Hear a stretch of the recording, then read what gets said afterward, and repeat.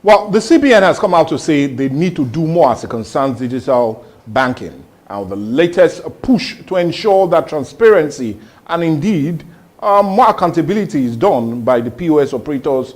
Many are asking, is this a new guard as it concerns more for the Nigerian banking sector? Well, with that in mind, I want to quickly welcome you to our Viewpoint on Atlantic TV. My name is Mike Egobadia. And I am Mercy Erabo. Thank God it's Friday.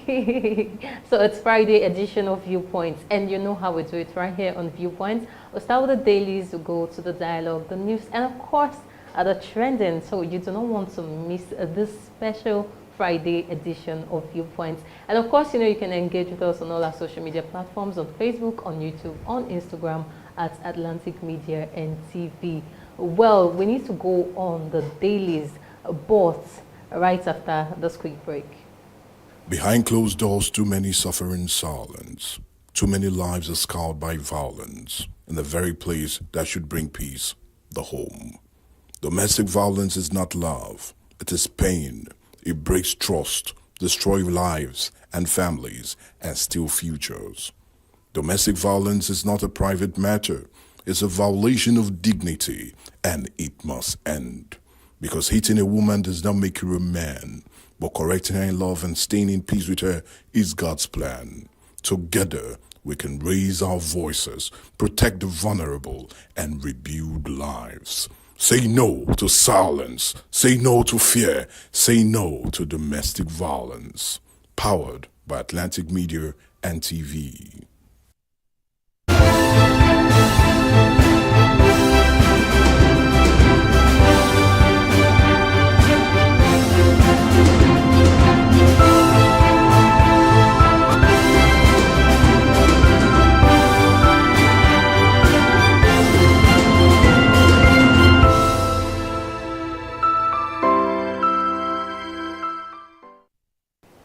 Well, it's now time we go straight to the papers, and for review we have 4 papers. We have The Punch, The Vanguard, The Nation, and The Guardian.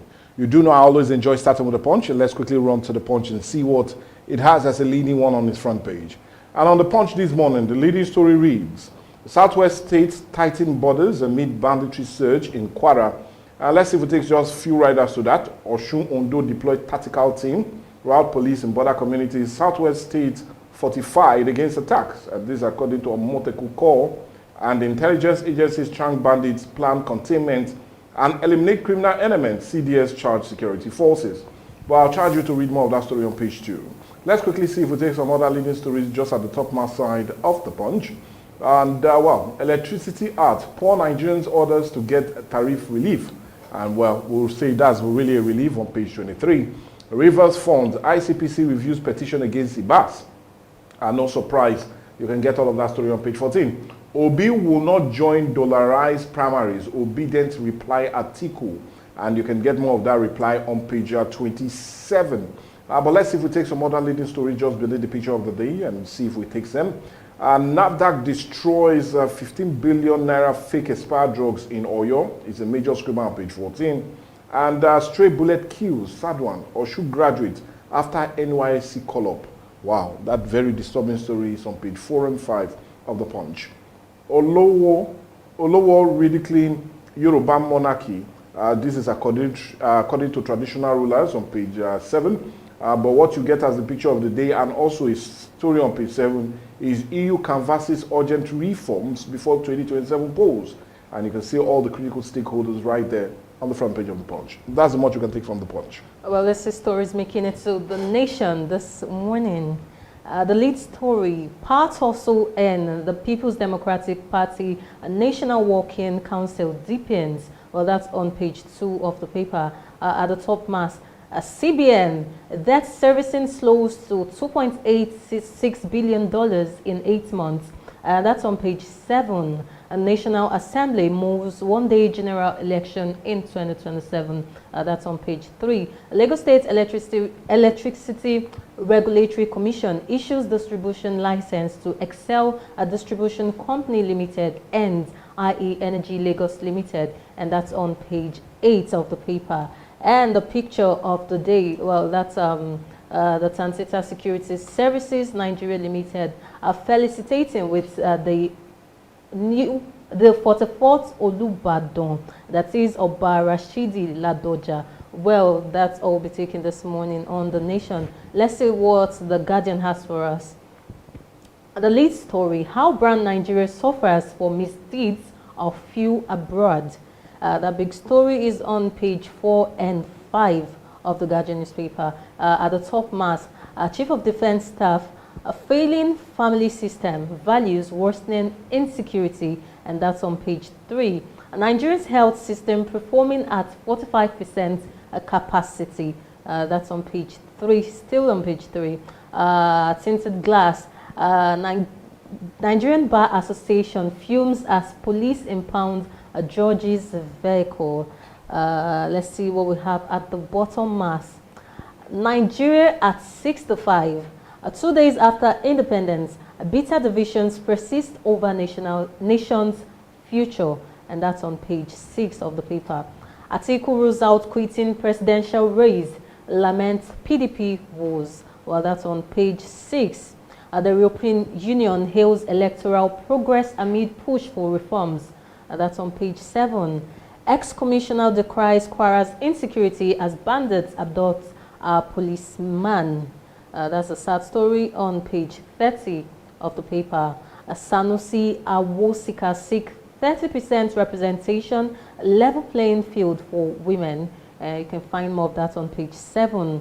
National Association of Resident Doctors to track a 24-hour call duty limits through chief residents and 91 centers. That's on page 29 of the paper.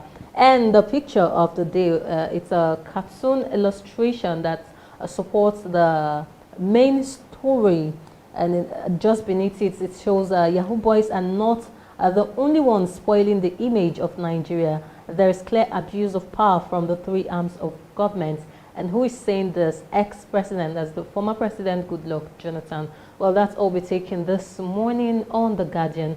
Up next is The Vanguard. Yes, The Vanguard will be the last paper for us to quickly look at, and no surprise, we're talking more about the polls. 2027 polls, EU mission sees constitutional judicial reforms. Delay, the writer to that says delay of electoral reforms worries INEC chairman. Says uncertainty over a legal framework could, and I mean could, disrupt preparations. I'll just tell you to just take more of that story on page 5. Tinted glass permit, outrage as police begins enforcement. And I'll tell you to get more of that story on page 4.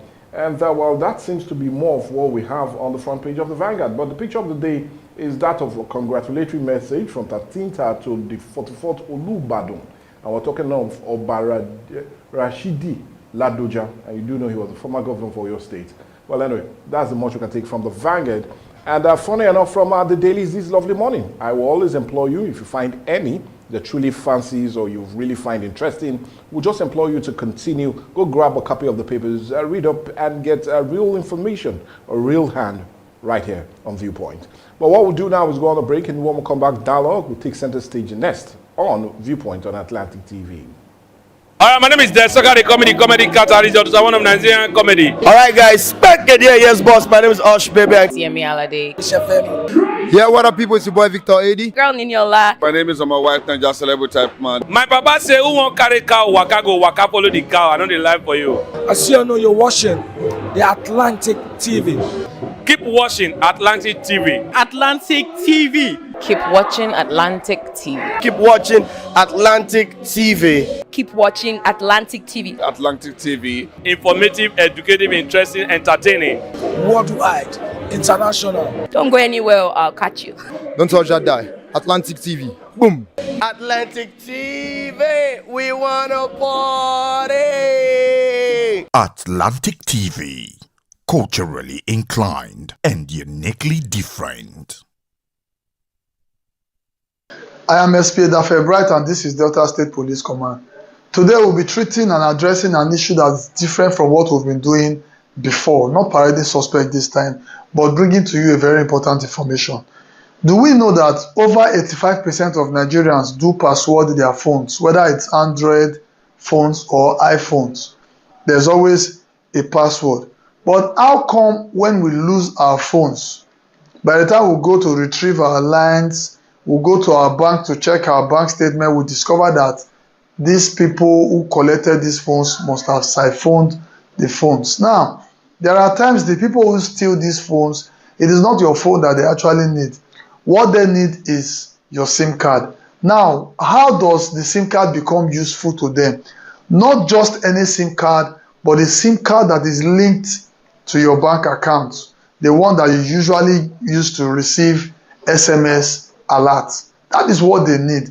Now, by the time they collect your phone, steal your phone, rob you of your phone, what they do is that they remove this SIM card from your phone and insert it on another phone. So your phone does not really need to power on. They don't even need you to give them your phone password. They don't even need your ATM password. The moment they have access to your SIM card, they can do anything they want to do with your bank account, because all they need is to generate an OTP, and the message, the OTP that is called one-time password, will be sent to that your SIM card, and with that they can do anything they want to do with your account. That is why people lose millions of their life savings simply because they lost their phone.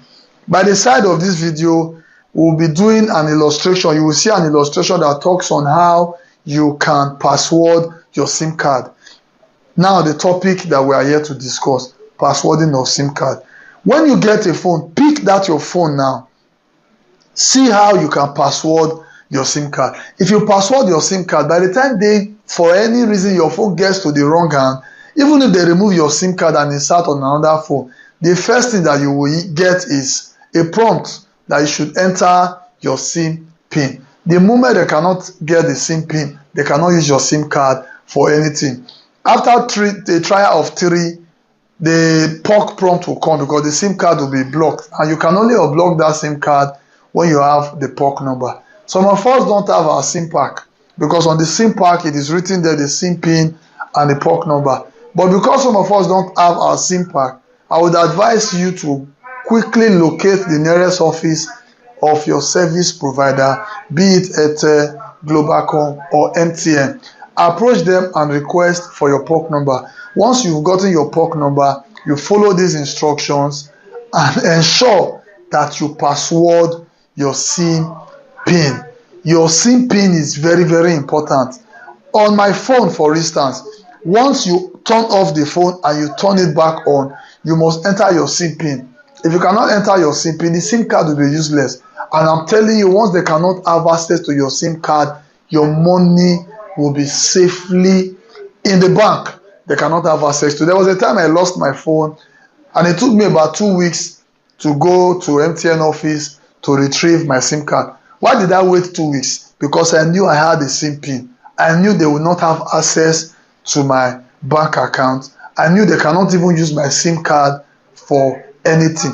Some of these people, when they steal phone, we'll be hoping that, we'll track the phone. Some of them don't even sell the phone. They will just condemn the phone and just get the SIM card to see if they can have your money.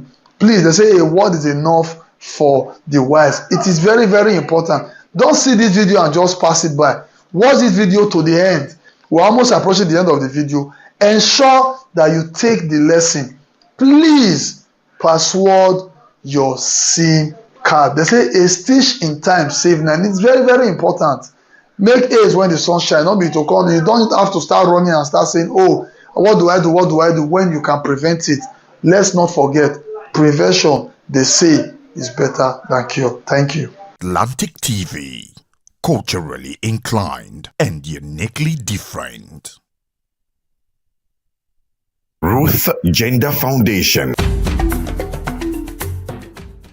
I'm Ruth Edema Collins. I hold a first degree in physics electronics, a postgraduate qualification in business administration, and a nationally certified French language tutor.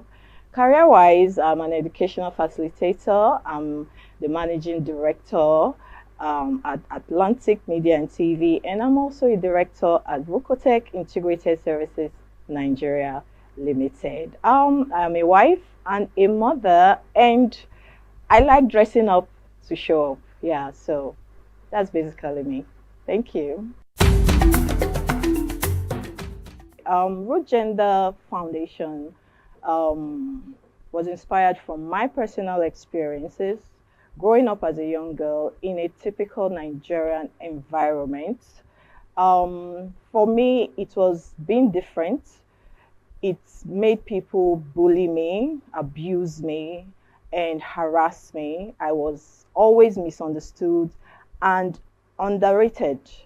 Root Gender is a foundation that is dedicated to building confidence in the Nigerian girl child through educational and inspirational programs, like supporting programs that promote girl child education. We also organize physical exercises for our young girls for the overall well-being of their mental and physical states, and also for the acquisition of self-defense skills. We also sensitize girls on laws that protect them. In our constitution, a lot of girls do not know that they have rights, that there are laws that protect their interests in Nigeria. Hence, they are vulnerable, they are living in fear, which is stopping them from reaching their full potentials. So we sensitize them on the laws that protect their interests. This, like I said, is visioned towards building confidence in the Nigerian girl child. So that is just a wrap up of what we do at Root Gender Foundation. I would say I resonate with the struggles and the challenges of the girl child, particularly the Warri girl child. I happen to grow up in the heart of Warri. I'm from an average background.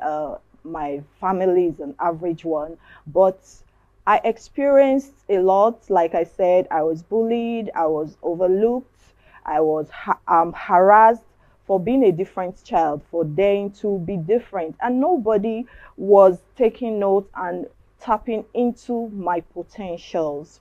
So my interest for the girl child is I would love to be a voice for the girl child. They need people to believe in them.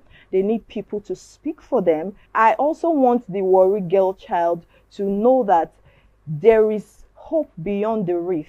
I want them to see the bigger picture. I want them to know that they can compete on global platforms. They can compete on international platforms, and they can do very well. We have the likes of Ada Gold, or Maumi, and the rest of them. They are all competing very well on international platforms, and I know that you too can do that, and I want you to know that is why we are here. Root Gender Foundation is here to make you understand that you can actually be what you want to be.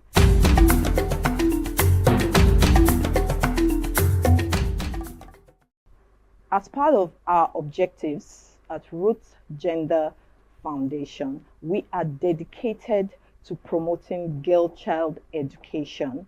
Like I said, I represent the brand Warri Girl Child. I represent the brand the African Girl Child, because I have gone through the struggles from there to here. So giving 2 million to the best female participants is just a way to share them on. It's just a way to make them know that we believe in you. I believe in you. You can look up to us. We are sharing you on. It is not about the money. We believe in your potential. We want our girls to know that you are doing the right thing at the right time. You are in the right place, and this is what you should be doing. That's why we are supporting you, and we will always be here to support you. Girl child empowerment to me is enforcing laws that protect our girl child. You know, my NGO, we've been pursuing a bill that we will see to be passed. We are asking that our girls should be allowed to carry pepper spray as weapons of self-defense. Because if you look at it, our women have nothing to protect themselves. They are just there by the grace of God. So we are pursuing laws that will protect the girl child. So empowerment, girl child empowerment to me is enforcing laws that protect the girl child, educating the girl child on time and money management, financial literacy, and equipping them with self-defense skills. Also, access to quality education. This to me is girl child empowerment and nothing more.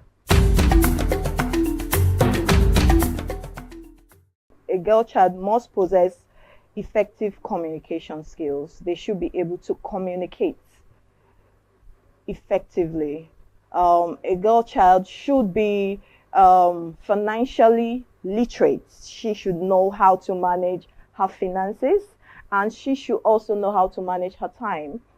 Yes. Also, most importantly, another skill is self-awareness. It's important for our girls to know who they are, to believe in themselves. That's the vision of our NGO, building confident girls that can achieve their full potentials in Nigeria. That is our NGO's vision. So yeah, those are some of the skills I believe that the girl child should possess.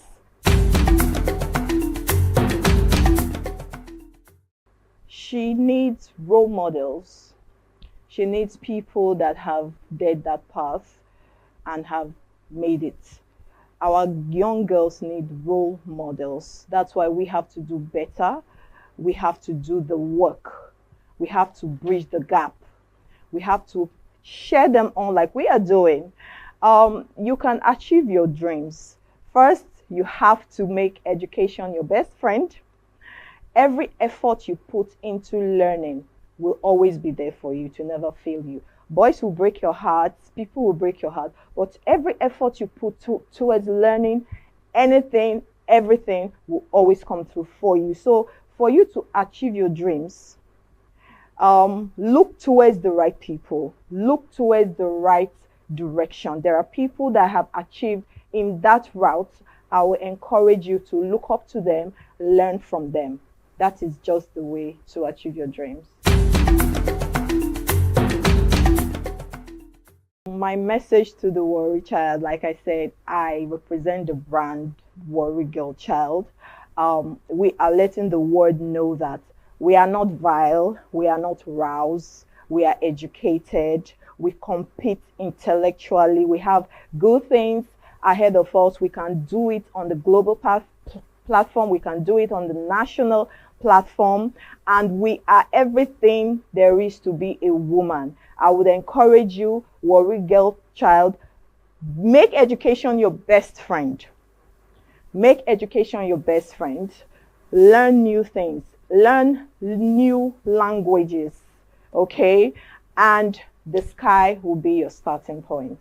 We are always here to cheer you up. Don't forget that my name is Ruth Edema Collins from Root Gender Foundation, and from all of us wishing you the best, we say keep watching Atlantic TV. Ruth Gender Foundation.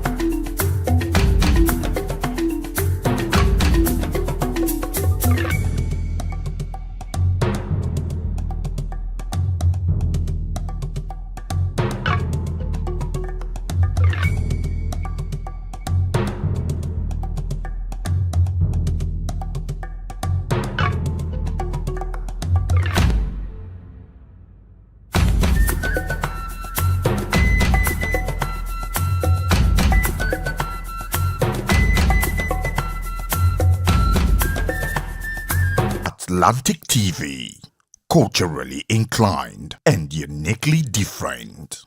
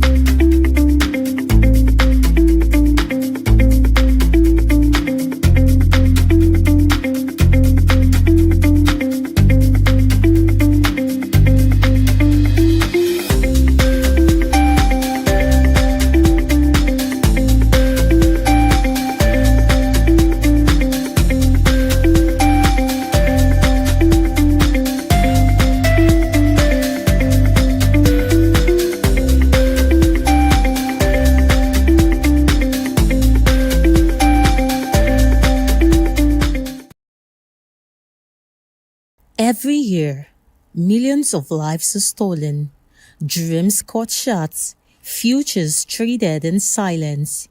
Human trafficking is a modern-day slavery.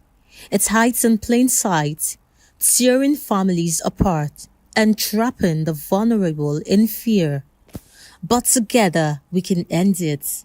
Together, we can protect, we can rescue, and we can give hope. Say no to exploitation. Say no to slavery. Say no to human trafficking. Powered by Atlantic Media and TV. When the lights go out, who do you call? Ticado! Ticado Energy Solutions Limited, your plug for electrical power, surveillance system, and entertainment. From expert electrical installation to efficient eco-friendly solar inverter systems, no matter the size, Ticado delivers smart energy solutions designed for today and tomorrow. We also help you secure your space with our cutting-edge security and surveillance system. Enjoy crystal clear entertainment with our professional DSTV and cable TV installation. Visit Ticado today at Block F4, Suite 41 and 42, HFP East Line Plaza, Abraham Adesanya, Aja, Lagos. Or call 0906 902 5025 or 0815 176 6817. Explore our services at ticado.com.ng. Ticado Energy Solutions Limited. Power, protection, peace. My name is Desoka, the comedy catalyst of one of Nigerian comedy. Alright guys, back again, yes boss, my name is Osh Baby. CME Alade. Yeah, what up people, it's your boy Victor 80. Girl Ninyola. My name is my wife and just celebrity type man. My papa say, who won't carry cow, waka go, waka follow the cow. I know the life for you. I see you know you're watching the Atlantic TV.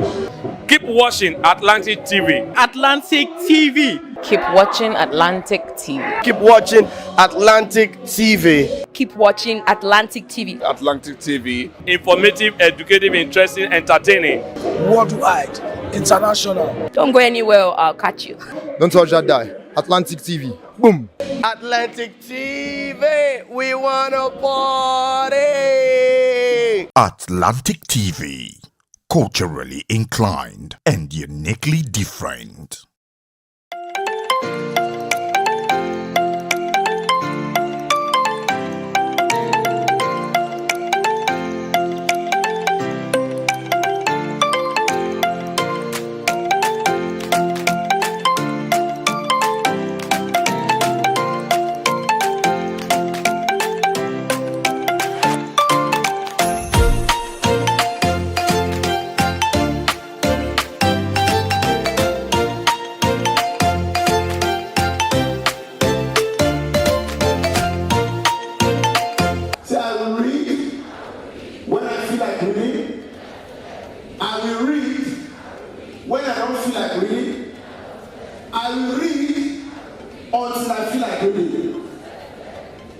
Your vision is in your hand. as a student. Not in the hands of your parents, teacher, or anybody. Do not allow anybody to tell you that education is a scam. The vision of the future of the world child started in 2002. Our vision is to build a world where every child is inspired to pursue their passion, reach their full potential, and contribute meaningfully to their community. Our mission is to empower the world child to embrace their unique personalities and temperaments, fostering a future of self-discovery, personal growth, and positive change.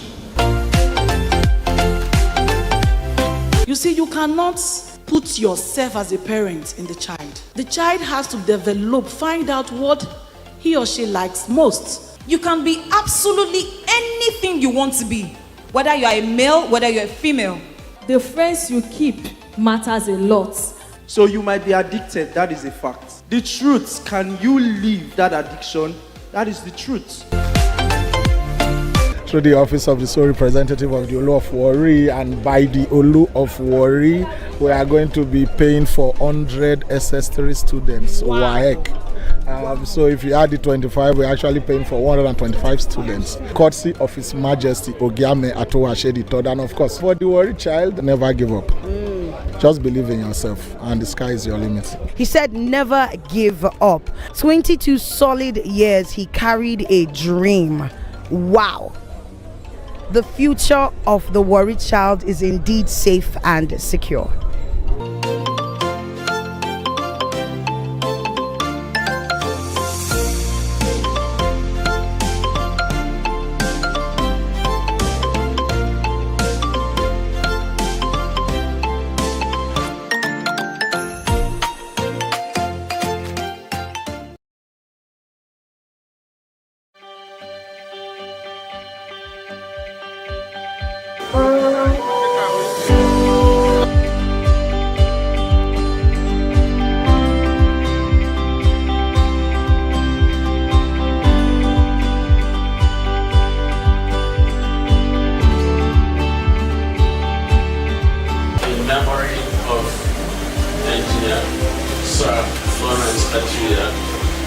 To the glory of God, this library is hereby blessed, commissioned, and declared open for the good of humanity and for the particular betterment of our land here in Delta State through Christ our Lord.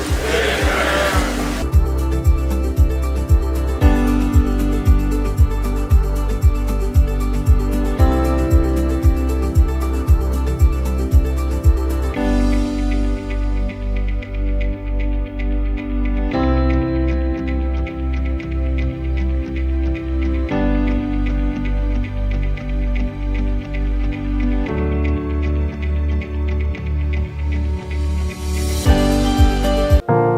You're broken down and tired of living life on a merry-go-round. No, you feel like dying, but I see it in you. We're gonna walk it out and move mountains. We're gonna walk it out and move.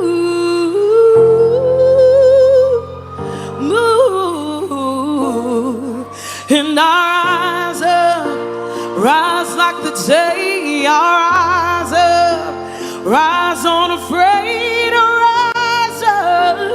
And I do it 1,000 times again. And you rise up, high like the day. You rise up, in spite of the ache. You rise up, and you do it 1,000 times again. For you, for you, for you, for you. And I know you feel like dying, but I promise you, take the world to His feet. When the world seems like it's crashing down, believe that you will take it to its feet. Move mountains, you bring it to its feet. Move,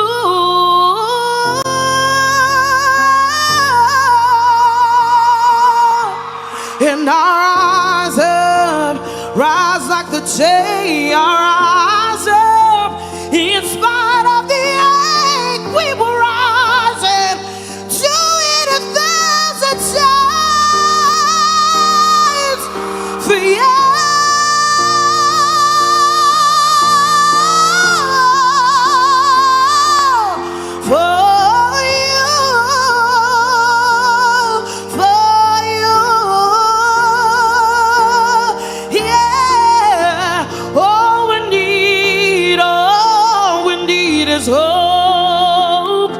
And for that we have each other. And for that we have each other. Yes, we will rise. We will rise. We will rise. Hey, and bring the world to its feet. Yeah, I'll rise up. I like the day you're rising. In spite of the ache, you're gonna rise in everything that you do. Believe it in your heart. Believe it in your heart. You rise up. You rise up. You're gonna rise up and do it 1,000 times again. Nobody's gonna stop you. Yeah. Nobody will ever stop you. No, no, no. 'Cause you're rising. You're making the world a better place. Yeah.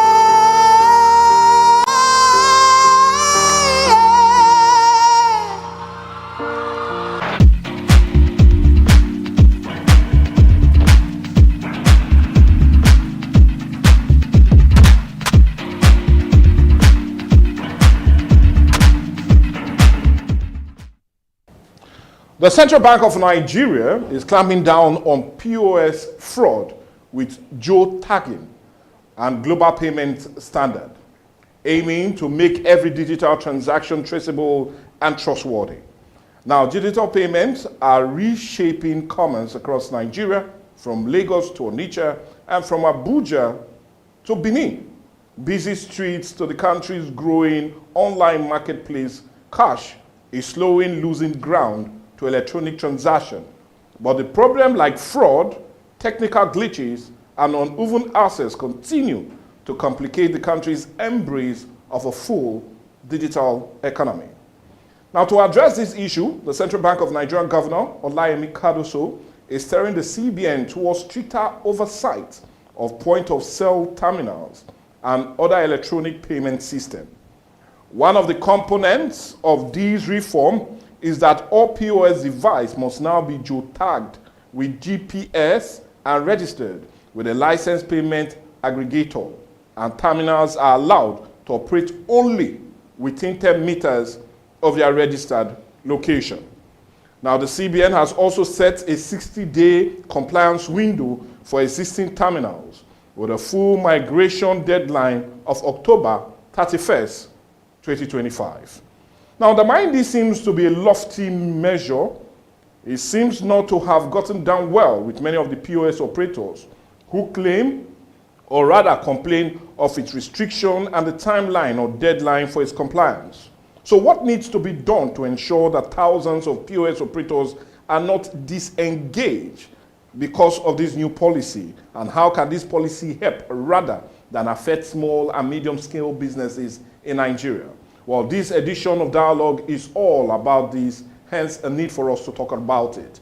We're talking about the CBN policies and its impact on Nigerian small and medium-scale businesses, looking at that very directive coming from the CBN governor. And that's what we're taking as a critical look, knowing that in just a couple of days' time, to be precise, just 26 days' time, all POS operators that are not registered or also tagged will not operate again in the country. Well, anyway, to help us talk about this, he's a social critic and economist, and I'm talking of no other person but Mr. Christopher Omorigbe. Good morning and welcome to the show, sir. Yeah, good morning, Michael Ray. Just to correct that, I'm not a social critic, but I'm a social problem solver. Yeah, social problem solver. Yeah. Greetings to viewers at home. Well, anyway, viewers in the diaspora. Greetings. We'll be trying to see if we can really solve this issue. And I'm happy you said you're not a public critic, but a social problem solver. Yeah. So let's look into it now.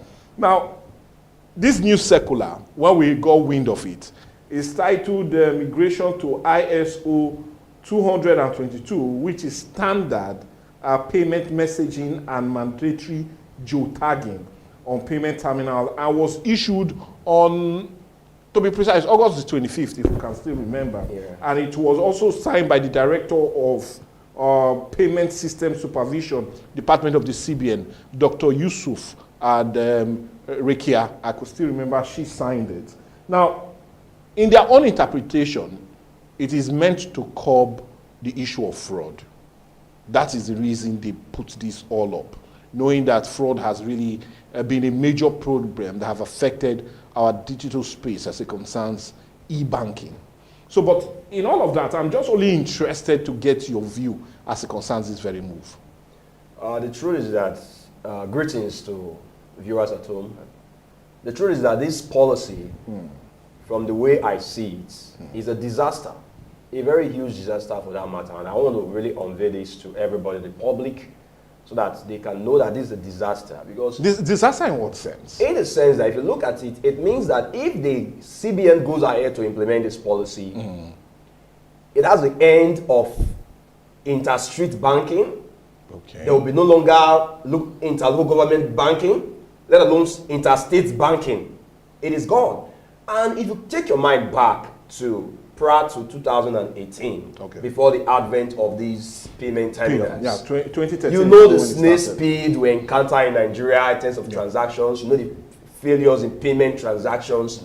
But this mobile payment came and turned the whole industry around, and today, transactions as fast as the speed of lightning. No more failure in terms of payment transactions and the rest. They are brought to the barest minimum. Yeah. Okay? So if you look at it, according to the Nigeria Interbank Settlement System, it reveals that just in the first quarter of this year, the payment transaction alone in this industry is over 10 trillion naira. Yes, most certainly. And I can project that if this policy is not implemented, we'll be looking at over 40 trillion naira by the end of this year.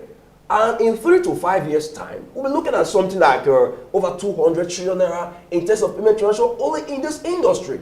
So the mobility of the industry is the oxygen. Let me get you clearly. You feel this will hamper the smooth sale of e-banking in the country? As a matter of fact, it's going to turn the mobile banking industry to a static banking industry, because the payment terminals can no longer perform transactions outside 10-meter radius. Okay, now I feel we need now to go there. So we'll let our listeners and viewers understand what we are saying. Now, let's look really at this policy. And where I find interesting, just like what you've raised, is the geotagging. Yeah. That's what you're talking of, which requires every POS machine, according to what they said, must capture and transmit its location at the start of transaction with its activities not outside a 10-meter radius. Yes. And that's not only it, that if it comes out of that 10-meter radius, it will be automatically flagged. And if it's now flagged, no transaction will be barred from processing transaction. Now, this is a move that they feel will curb fraud. Now, it has shown that in the first quarter of this year, fraud increased by 31.12% on the POS terminal. Okay. And that was the reason they said they came out with this idea. Now, let's look at it. I know you said it will hamper smooth scale and full transaction as it concerns e-banking, but will it not also deal with the issue of fraud that is being instituted to deal with? That is the question. The truth is that if you look at it, the fraud issue, yes, Like there are solutions to eliminate that fraud without going through this errors. Because as a matter of fact, it's going to be a huge humiliation to the Central Bank of Nigeria that because of some mushroom fraudsters, you are going to turn the fledgling and thriving mobile banking industry to a static banking industry. It's as a matter of fact, it's tantamount to say you saying that because of counterfeit naira, you are going to abolish the paper naira. In short, that is what our government are always doing. When they cannot solve problem, they put it back to the populace. What are we paying them for? What are you using taxpayers' money for? You mean you cannot solve there are even solutions, which I'm going to provide to the CBN governor. Okay. There are solutions we'll to get rid of this or to mitigate the fraud in this industry without going to this. But you do know that the reason they're also doing this, POS machine can be easily moved from one location to another, and we've seen issue of ransom payments on account of this.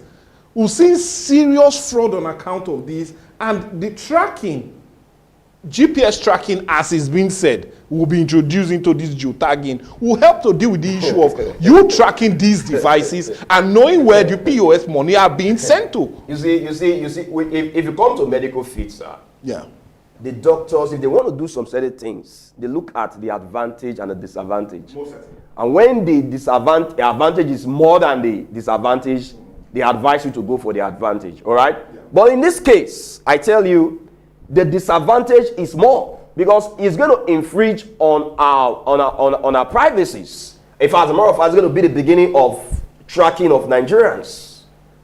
And in this industry, we have over 4 million agents and merchants in this industry. Yeah. If their locations and their will be tracked in real time, they can also extend this policy to smartphone users. That's it. And this could just be the beginning of tracking of Nigerians. So the advantage of this, the disadvantage of this policy outweigh the advantage. As a matter of fact, I don't see any advantage in this policy because it's a problem. It's not even a solution. It's not a solution at all. It's not a solution at all. So they should implement it. We are already in the digital space, okay. And every transactions we have digital footprints. All right, we have everybody. If CBN can make it mandatory for all players, all customers in the system to go through the BVN. Okay. If anybody commit fraud, that person can be traced. And as a matter of fact, Michael Ray, I want you to know that we should not suffer because of fraudsters. In the sense that innocent Nigerians, clean Nigerians should not suffer because of fraudsters. Imagine taking away my banking freedom, taking away, invading my privacy because of some mushroom fraudsters. It means they have won. That is what it means. It means they have won. So our banking freedom is at stake here. Our privacy is at stake here. Technology is to serve the purpose of humanity. I know humanity is serving the purpose of technology. So imagine us being tracked in these guys of saying they want to combat fraud. You know the monumental fraud that is taking place in the CBN. The CBN today doesn't even have luck. That's it. That's the kind of CBN we find ourselves today. Doesn't even have luck. The monumental fraud that is going on. Imagine the CBN governor coming to tell us that over 26 billion US dollar left the economy through Binance. And they don't know who did that. They cannot even ascertain who did that. Take note, that amount of money is enough to build a refinery that is bigger than the Dangote refinery. Dangote refinery just cost 20 billion US dollar. Over 26 billion US dollar. Well, okay, now let's leave the fraud that you allege is in the CBN and come back to this very policy. Now, I do know that when it comes to POS operators, according to our finding, the country as it stands today has about 8 million or 8.36 over 8 million. Yes, million registered POS operators. And funny enough, just last year we had 5.9 million users of the POS. This is almost like 119% increase. Now let's look at how it's going to impact. Do you feel that we are likely going to have a reduced number of persons running the POS terminal? Or as they said, when you clean up the system, you have more willing hands ready to come in. So let's look at it. Is it going to have more of a negative or a positive impact? putting in mind that when a system is very transparent, more persons are welcome into it. If you look at it, this policy is going to cripple the industry because a lot of Nigerians will not want to trade their privacy because of this business. As a matter of fact, they are even managing the business. It's just nothing to do, that's why they are even into it. So coming with this kind of policy will make them to leave. And even the CBN target to bring this financial inclusion is at stake here because these mobile agents and merchants are the foot soldiers, are the foot soldier of the banking industry. Prior to this coming, we don't have this inclusion in the country. People just relax in the conventional bank system and doing nothing. But these people take the bank to the people. And the CBN is not even aware of that. You want to cripple it? As a matter of fact, since they announced this policy, it has been causing hopelessness in Nigeria. That's the truth about it.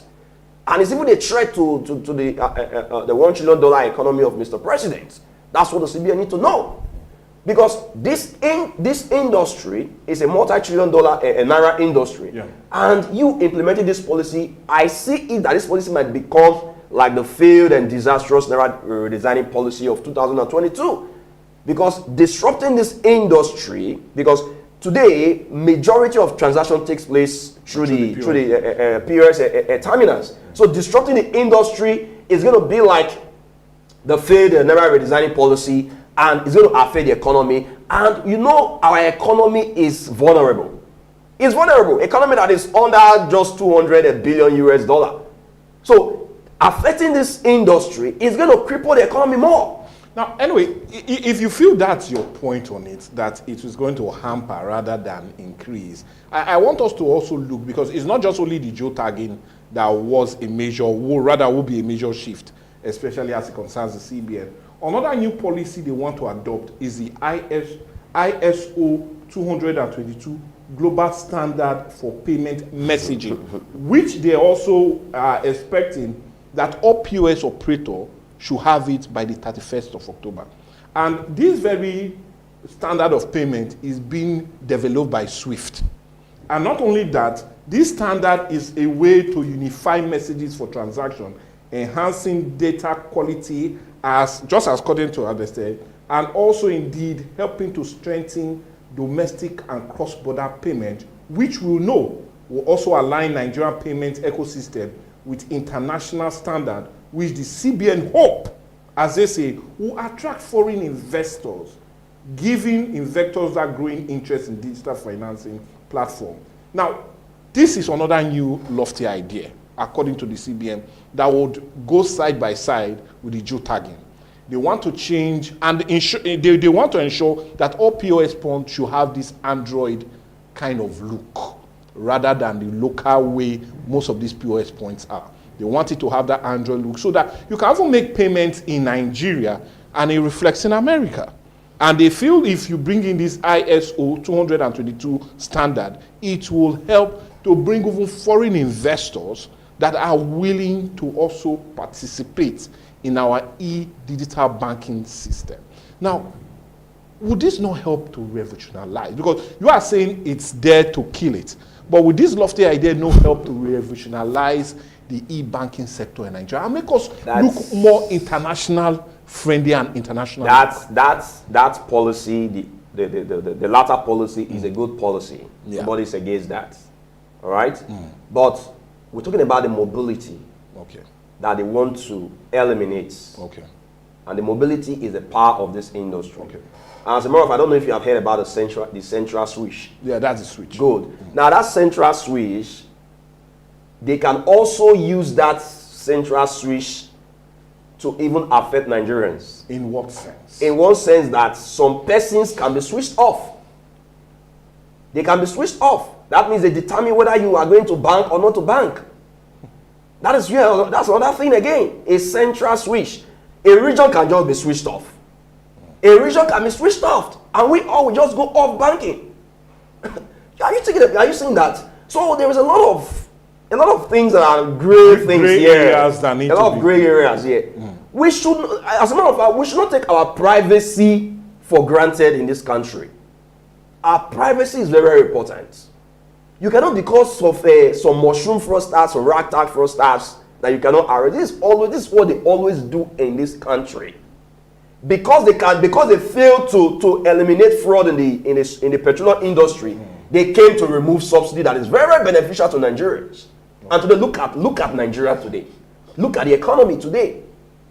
This is an economy that was over $500 billion US. Today is under 200 billion US dollar. So the inefficiencies of CBN, they should not transmit it to us. They can solve this fraud in the industry, which is the cardinal reason for this policy. They can solve it without the implementation of this policy. Yes, it can be solved. Now, you talked about solutions, because I want us to go there. So it doesn't look as if we're only there to criticize, but also to see if we can perfect solutions and pave way for the CBN. Now, if you feel this is not a good idea in dealing with the issue of fraud, what other measures can the CBN introduce to help eliminate the issue of fraud? Because we do agree that the rate of fraud, especially as it concerns POS fraud, has greatly increased. We know. Yeah, just like you said, transaction in Nigeria has increased, especially as it concerns POS points. Over 10-point-something trillion has in the first quarter alone, which is a huge sum. Yes. And you know, when there are huge sums like this, there's every tendency that fraud will be also attracted into it. So in your own honest assessment, what can the CBN do rather than this policy? Now, first of all, if you look at it, in this age and time, we're in the artificial intelligence age, we're in the blockchain and cryptocurrency age, you understand? Look at Rwanda here. They are launching flying taxis, flying Danfo. That's what it means.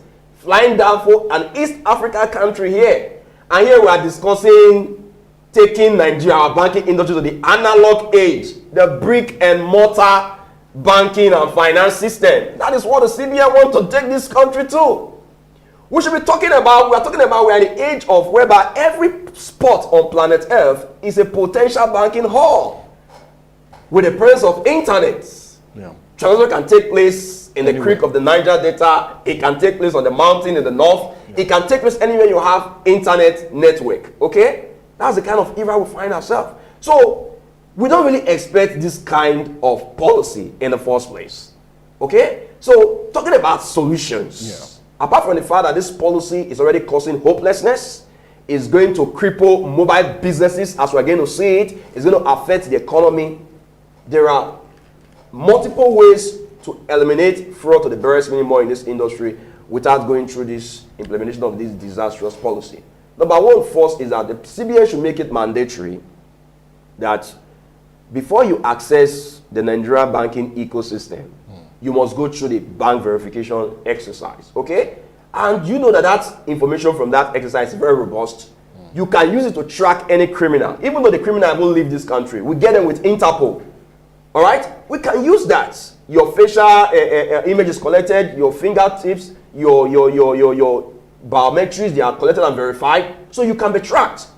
That is one point. So make it mandatory. If you don't go through that bank verification exercise, you don't have access to the what? To the banking ecosystem. Okay. So with that, anybody that commits fraud, that person can be tracked, arrested, investigated. Real time. Okay? That is one point. Then secondly, the CBN can also deploy sophisticated AI security tools in real time across board. All right? All players in the industry will have their own AI security tools to monitor the behaviors of customers, of which we will commend OP and the Pampi and the likes of. Sorry. Oh, sorry. That's true. So we need to commend some of these fintech companies who are already doing these things. Do you know that if you want to move large amount of money from your account, for example, the system will ask you to verify your face. Okay. So when they capture your face again, if it doesn't match, there's no way you can move that fund. So that's a security check in place. That check fraudsters. Okay. Now the fourth thing is that Nigerians are very smart. All you need to do is to give them proactive banking education to be ahead of fraudsters.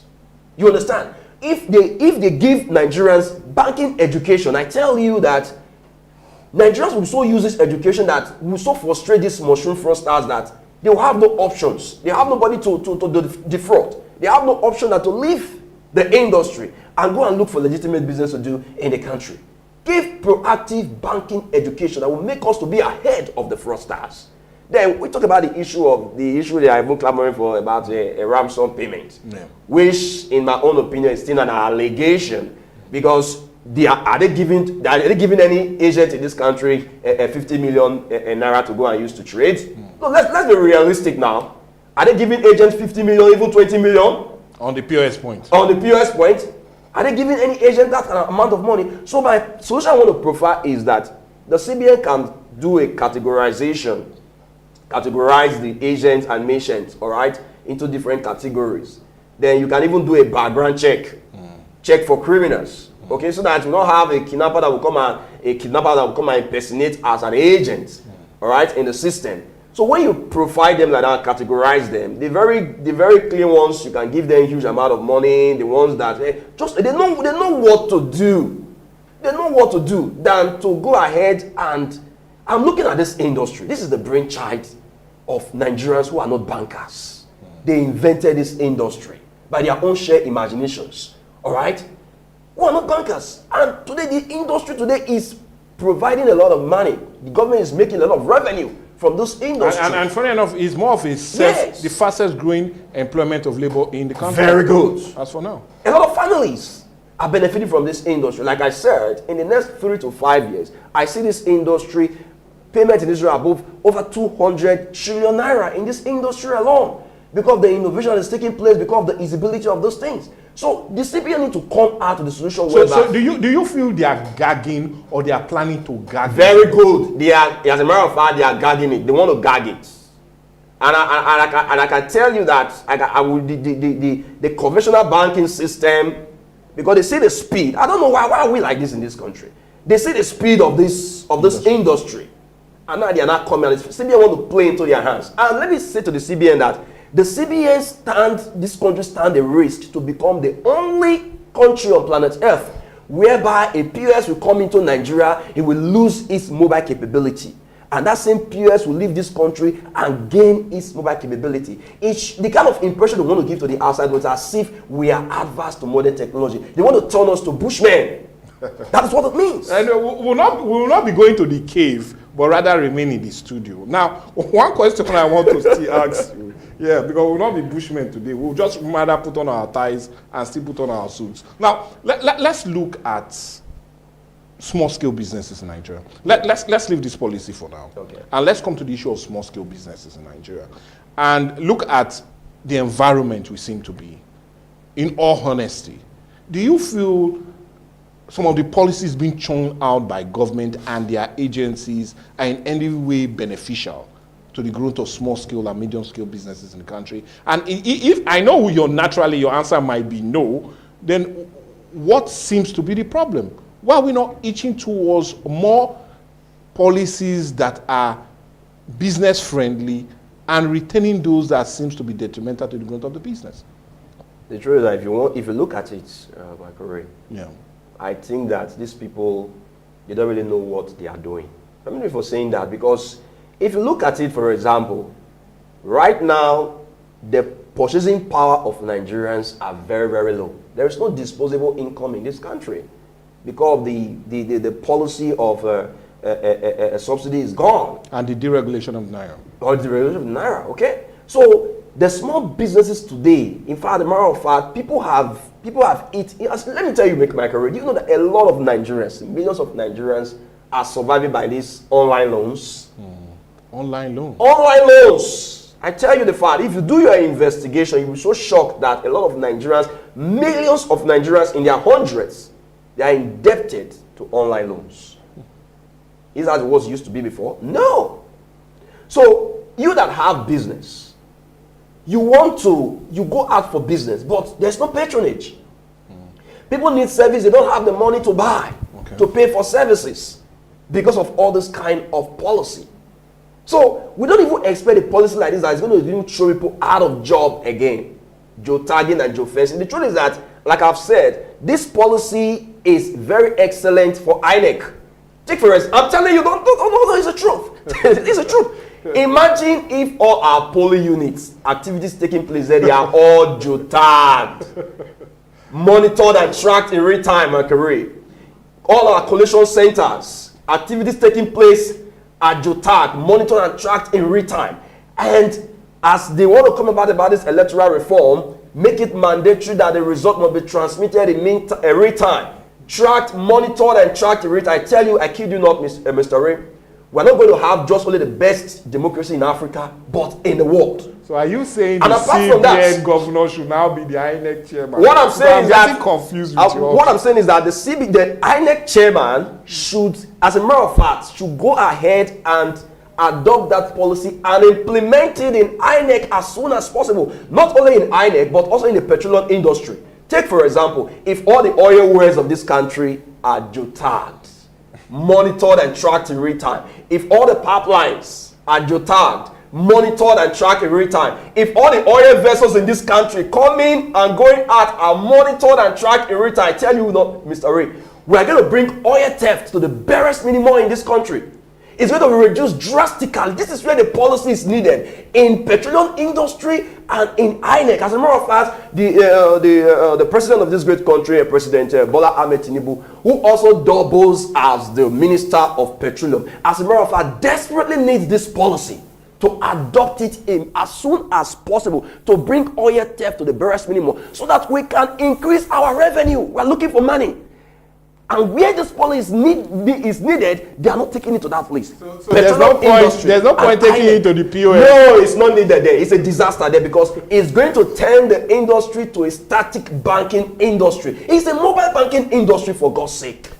You know what it means that we have interlocal government transaction, interstate transaction. For example, I have a business in a local government. I can take my this and that. Okay, look at even the Commonwealth Games that is coming in 2030. Do you mean that if an event is taking place in Warri Stadium, for example, and I'm in Okwoko, I cannot do business in Warri Stadium? That is what it means. Yeah. This is what the policy is going to do. It's going to kill the mobility of business, which is the oxygen, the life wire of this industry. This is what we want the CBN governor to know, that look, this policy is a disaster. Like I've given the four solutions I've profiled. If they can implement that, there will be no need for this policy. We should not allow the ragtag mushroom fraudsters to win. We should not the innocent Nigerians should not bear the brunt for fraudsters. They should not take away our banking freedom. They should not invade our privacies. The privacies of the great citizens of Nigeria must be respected. It must be respected. Okay, now, anyway, time is not a friend. Funny enough, we've been talking for more than 40 minutes now. And but my own, I want us to come quickly to the exit of this discussion. And yes, you've just talked about solution. And you feel the solution, like you put about almost a 4-point solution to dealing with the issue of fraud. Yeah. Because fraud is the very idea and reason this policy is being thought into. Now, let's leave that and look. You've also talked about liquidity of the e-banking system and how it will hamper it. Knowing that somebody in, let's not even go far, somebody in Ugeli cannot carry his POS to Warri. Somebody in Asaba cannot carry his POS to Warri. Somebody in Sapele will have to do his own business only in Sapele. Even in your street, you cannot even go outside your street. That's what they mean. 10-meter radius. Okay. It's nonsense. Okay, well anyway. Now, on the mind you feel that way, for you, what will be another major impact or direction normal point of sales terminal or POS should take to either improve its visibility and improve its way of doing business? Because we've just talked about the CBN and giving ideas of what direction they should take. For you, where do you feel the POS business should be in the next 5 years? What should we be looking at? What should be the gains of the POS? This started in 2013, and many persons felt it was just a business that will come and go over the years. But that seems not to be the case. If you go to the streets of Adamawa, to the rural areas in Kaduna, you go to Yobe, Damaturu to be precise, or you come to Ovun Delta, and you go to the very interlands of Okokoko, or you go anywhere in Nigeria, you must always see a POS operator. So, but for you, what direction should it be in the next 5 years? Should we still remain in this level we are, or a new direction and a new change should follow? Very great question, Michael Ray. I really appreciate that question. You see, to answer that question, it's going to take us another 1 hour. Well, please, we don't. I doubt if we have 1 hour. I have a very nice blueprint for the POS operators, because as it stands, the truth is that we are being exploited. Exploited, you say? Yes, we are being exploited by central bank, by the fintech company. Yes, that's a huge Nigerians. Do you know that you pay 2% for every transactions you make through the POS? 2%. 2%. What does that mean? That it means that if you go and you want to collect 100,000 naira, for example, you are paying 2,000 naira to get your own money. You know what it means? 2%. Where is it done on earth? That is what we pay to get our own money. As a matter of fact, let me tell you another shocking thing. Nigeria probably is the only country where we have a black market for the naira. We buy naira in our own country, my career. We buy naira. We have a black market for naira. So naira is being sold in Nigeria. So that's why I said, if we want to really look at that, I have already thought about this. If we want to look at it, we're going to spend another 40 minutes again, another day. We look at Nigeria has been shortchanged. Even the POS operators, they are being shortchanged in this whole scheme here. That's why I said the Central Bank of Nigeria, the fintech operators, and the commercial banks that also have these terminals, they are shortchanging the POS operators. They are shortchanging us, the users. Yeah. And I'm going to break that down another time when you invite me. I'm going to break it down. We're going to change. Mr. Christopher, I will plead with you, because it's also good we let our viewers understand that with the new messaging system, it's going to cost more. That's all honesty. Okay. The ISO 222 SWIFT model that the CBN is going to introduce is more of an advanced banking system in messaging that will make the consumers need to pay extra as it concerns the charges. So let's be prepared for that, because that's how it's going to be. And like I said, the CBN has given the directive that on the 31st day of October, all POS points in the country must adapt to this new policy. But the question is, will it in every way increase business, or does it have a negative impact, just like our guest, Mr. Christopher Moribbe, feels that it's not going to be good for the e-banking sector in Nigeria, but rather seem to be detrimental. But like you said, well, time is not a friend, and we are honestly out of time. We've been talking for more than 40 minutes now on account of this, and we might really just need to bring you back on point, because when it comes to huge employment of labor, we'll say the POS points has really contributed immensely to that. And also when it comes to e-banking, the ease of doing business has also in every way increased. So we might really need to bring you back.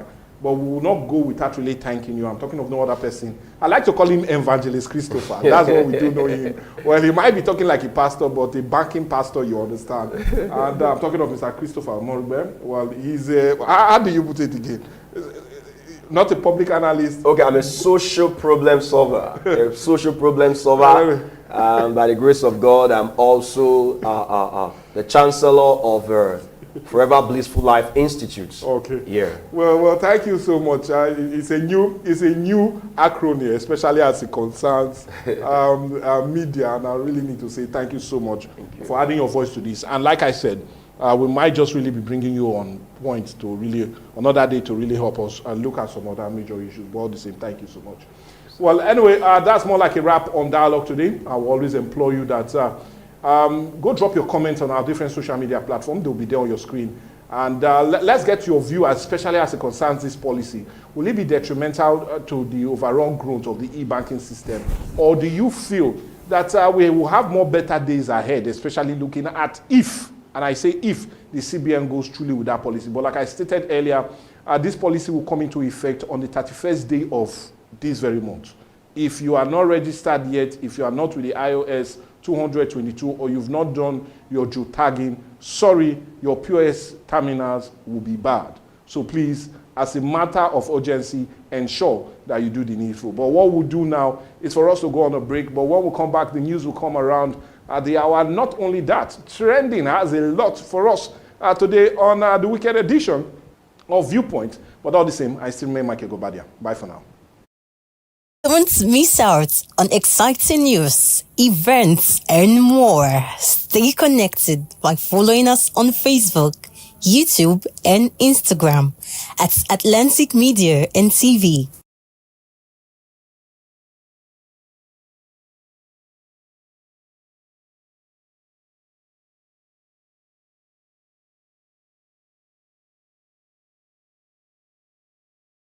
Alright, my name is Desoka, the comedy catalyst, one of Nigerian comedy. Alright, guys, back again, yes, boss. My name is Osh, baby. Yemi Alade. Yeah, what up, people? It's your boy Victor Edi. Girl Niniola. My name is my wife Ninja Celebrity type man. My papa say, who won't carry cow, waka go, waka follow the cow. I know the life for you. I see you know you're watching the Atlantic TV. Keep watching Atlantic TV. Atlantic TV. Keep watching Atlantic TV. Keep watching Atlantic TV. Keep watching Atlantic TV. Atlantic TV. Informative, educative, interesting, entertaining. Worldwide, international. Don't go anywhere, I'll catch you. Don't touch that die. Atlantic TV. Boom. Atlantic TV, we wanna party. Atlantic TV. Culturally inclined and uniquely different.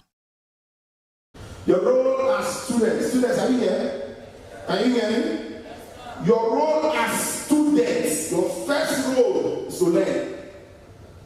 Your parents are doing what they need to do, send you to school, whether it's government school or it's private school. The first thing, the paramount thing, the basis of what you are doing at this age is to learn. And one of the ways you learn is not just to listen to what the teacher is saying in class, but you must also be a reader, right? They say that a reader will end up becoming a leader, is it not? And there's something one man taught me, and it has stuck with me for over a while. I'm going to ask all the students to repeat after me. And it will help you read, right? So say, I will read. Are we together? Say, I will read when I feel like reading. I will read when I don't feel like reading. I will read until I feel like reading. Make sense? I'd like you to write it down. Write it down. Write it down. Every student there, write it down. Write it down. Write it down. So if you don't take note of anything we did here today, you know that you will read when you feel like reading. You will read when you don't feel like reading. You will read until you feel like reading. And you see this thing they say about leaders and becoming leaders. It's very true. You can read your way to the top. I can tell you that. You can read your way to the top. If you are behind in your class today, take this thing I've told you now. Read when you feel like reading. Read when you don't feel like reading. Read until you feel like reading. You will see that you will become a leader in your class. And that's the next point I'm going to talk about. Become a leader. The thing you are worried that your parents are not doing, if you don't take leadership today, in that tomorrow that we are looking at, this future, you will still repeat those same things again until you take responsibility. Right? So every young child here, one of the problems of our nation today is the problem of leadership. And we cannot solve that problem at the top. To solve that problem, we need to start from the root. The root is you. So from now, it brings me to my third point. To become a leader means that you are responsible. Is it not? So start to take responsibility. Take initiative. This thing is not here. It's not supposed to be here. Don't wait for the next person to come and do it.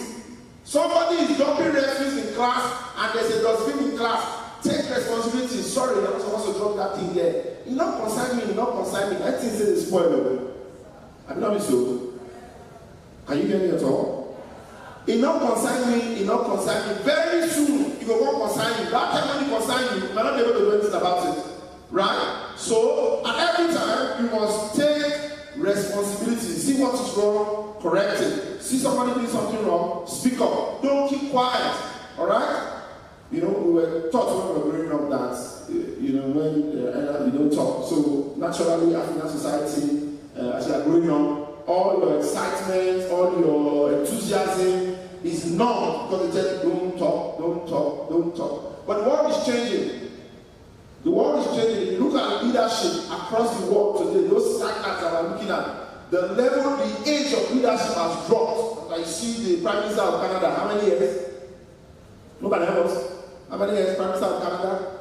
Trudeau, what's that name? Young guy, right? So the age of leadership keeps dropping.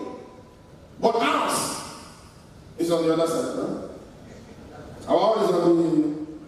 But that needs to change. For us to be able to compete in the Committee of Nations, we need you to begin to get into leadership. And you cannot get into leadership until you take responsibility. And that happens everywhere that you are in your home, in the school, in your environment. When you see somebody doing what is wrong, you speak up. Fourthly, I'm going to say, mind your association. Mind your association. Mind your association. There's something in the Bible that talks about, it's in the Bible now, but there's a wise saying that they say, evil communication corrupts what? Good manners. Have you ever wondered why they say evil communication corrupts good manners? Many of us think that good manners can change evil communication. If you do that, they would have said evil communication corrupts good manners, but good manners can change evil communication. Why have you observed, maybe for parents here, that with more rotten tomatoes in a basket, that more rotten tomatoes can condemn all the other tomatoes. Mommies, am I correct? One rotten tomatoes can condemn all the other rotten ones. The 10 good ones cannot make that rotten one change. That is why if there's one corrupt person in your class, I thought I must speak up just now. Speak up quickly. If you see that he's involving in drugs, he's doing immoral activities, he's doing things that are not right, he's asking you to go certain places, he's watching some things in his phone, he's showing you, he will not take you to that future that we want to. He said, let's go and buy pizzas somewhere, action pizzas. Let's go and buy this, let's go and buy that. Things that you know. And you see the funny thing about immoral things. Once they say it, you know that this thing is not right. You know that this is not. Let's go and visit that boy. And when school time, take responsibility and then mind your association. Those ones begin to speak out quickly. Auntie, come, let me tell you. This person has to go so, and I know that this thing is not correct. And auntie, when they tell you to, find a way to manage it so that you don't expose them. The reason why some of them don't speak up is because when they speak up, you take them to make example in front of class. How can I give you privileged information and use you to make example? Everybody is scared of me and you become, no child wants to become, you know, the one that is isolated in the class. So please.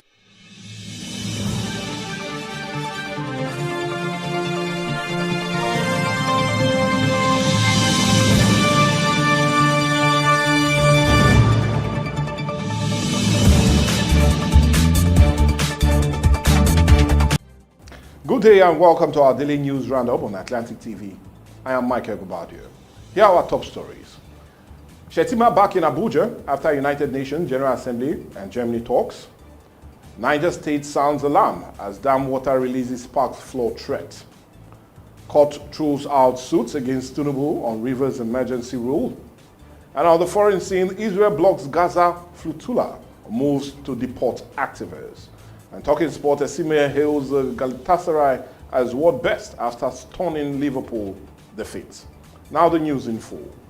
Vice President Kashi Shettima is back in Abuja after representing President Bola Ahmed Tinubu at the 80th United Nations General Assembly in New York and rounding off high-level meeting in Germany. In New York, Shettima delivered President Tinubu's address calling for sweeping United Nations reforms and African sovereignty over its $700 billion mine or mineral wealth.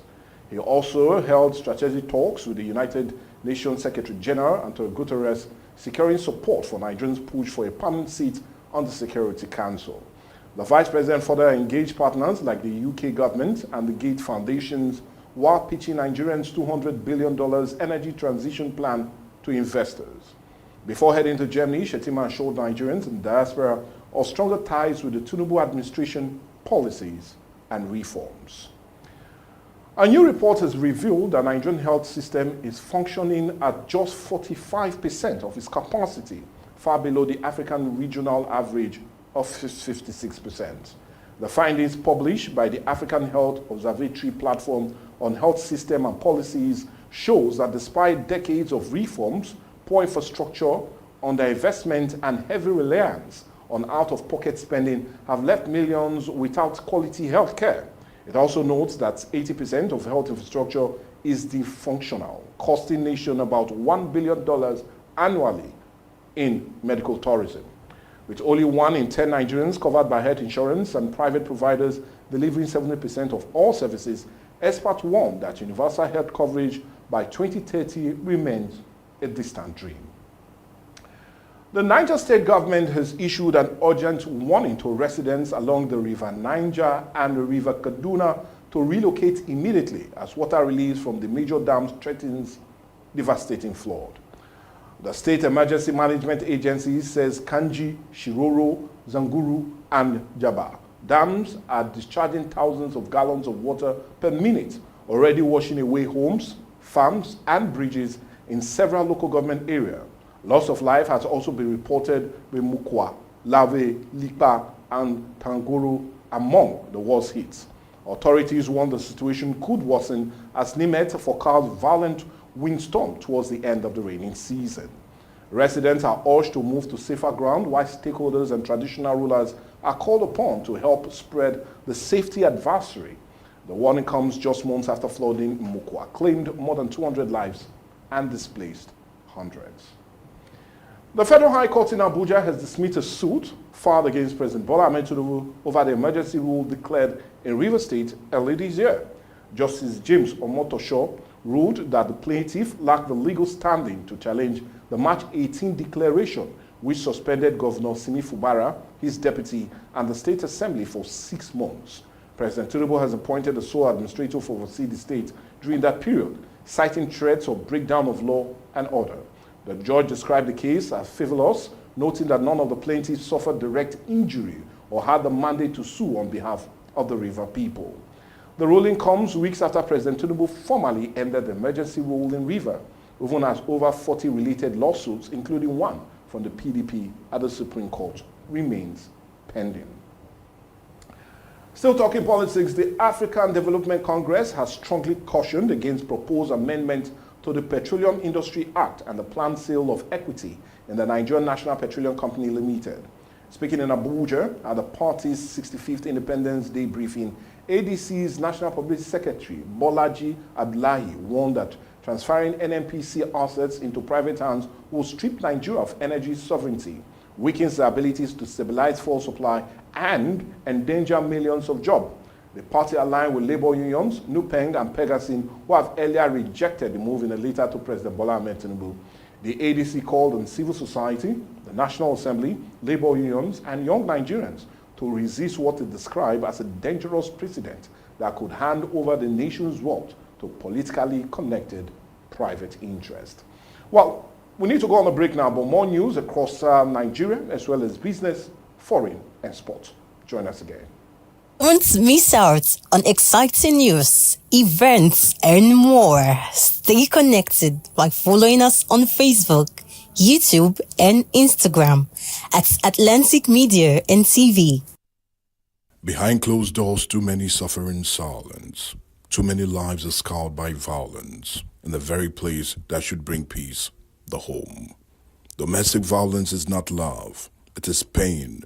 It breaks trust, destroys lives and families, and steal futures. Domestic violence is not a private matter. It's a violation of dignity, and it must end. Because hitting a woman does not make her a man, but correcting her in love and staying in peace with her is God's plan. Together, we can raise our voices, protect the vulnerable, and rebuild lives. Say no to silence. Say no to fear. Say no to domestic violence. Powered by Atlantic Media and TV. Welcome back. Now the rest of the news. The federal government says recent divestment by international oil companies has added 200,000 barrels per day to Nigeria's crude output and unlocked about $5.5 billion United States dollars in new investments. Minister of State for Petroleum Resources, Senator Haniki Lukuri, disclosed this while delivering President Bola Ahmed Tinubu's message at the Africans Energy Week in Cape Town. He described the divestment as transfer of confidence, capability, and ownership, especially stressing that Nigeria is open for business under a transparent and investor-friendly framework. The minister also highlighted reforms under the Petroleum Industry Act, raising drilling activity, and the Project 1 Million Barrels initiative, saying Nigeria is positioning itself as African leading energy hub. The call for accountability in Nigeria's long-running fuel subsidy scam is growing louder. Public pressure is mounting on the federal government to unmask those accused of siphoning trillions of naira meant for subsidy payment. The debate reignited last week after billionaire businessman Femi Otedala alleged that over 2 trillion naira was looted under former President Goodluck Jonathan administration. His claims have reopened old wounds and sparked nationwide outrage. Despite President Bola Ahmed Tinubu scrapping fuel subsidies in 2023 and labeling the system as a drain on national finance, his government has yet to launch a probe or publish the list of those involved. Critics say shielding the names of subsidy looters undermines the fight against corruption and weakens public trust. Now, straight to the foreign scene. Israel says it will deport dozens of pro-Palestine activists from intercepting a flotilla attempting to break its naval blockade of Gaza. The convoy, made up of about 45 vessels, had set sail last month with politicians, campaigners, and aid workers on board, including Swedish activist Greta Thunberg. According to officials, 39 boats have already been diverted to the Israel port of Ashdod, with no violence reported. The Israeli Navy confirmed none of the ships breached the blockade, insisting the activists will be deported to Europe. Organizers, however, branded the interception illegal and accused Israel of maritime intimidation.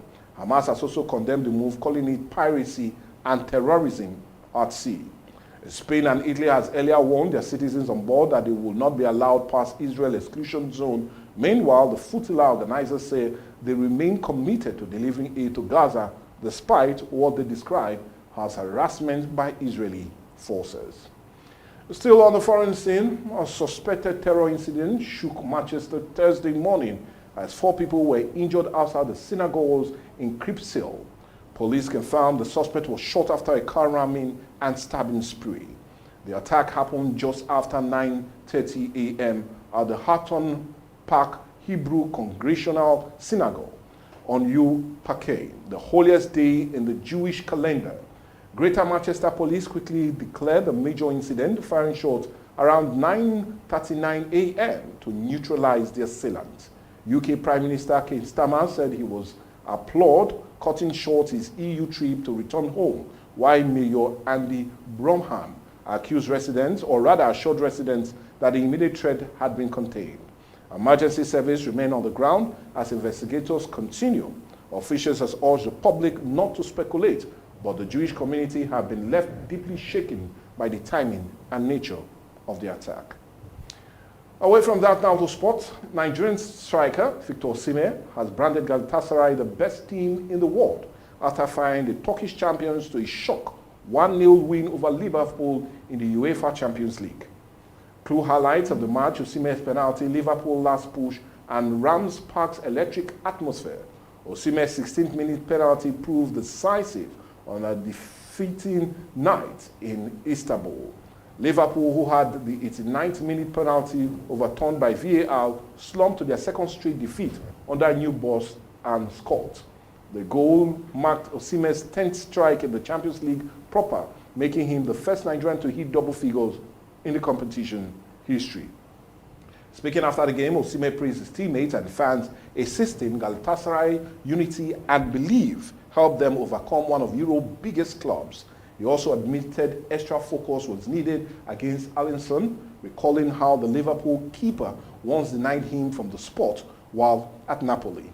Galatasaray victory, only their second in 19 Champions League matches, come in their 120th anniversary year. A symbolic win as they push for further glory both at home and also in Europe. Osimhen says the triumph is just the beginning as Galatasaray look in a build-up momentum towards the knockout stages. And still talking sport, Manchester United has sealed a deal for Colombia teenage sensation Christine Orozco. The 17-year-old defensive midfielder from Fortaleza CEIF will officially join the Red Devils in the summer of 2026 when he turns 18. Transfer expert Fabrizio Romano confirmed that the $1 million move on Thursday, saying United lawyers have signed off on all contracts with the deal brokered by Chief Scott Gerardo Guzman Antoniaso. Orozco, captain of Colombia under-17 national team, led his side to South American Championship final last year and is widely regarded as one of the brightest young prospects in South America. With that very cheering news, we'll come to the end of the news on Atlantic TV. For more of your news, you need to reach us on our different social media platforms, and we'll definitely get it on board. I still remain Michael Gobadia. God bless you. Have a great weekend.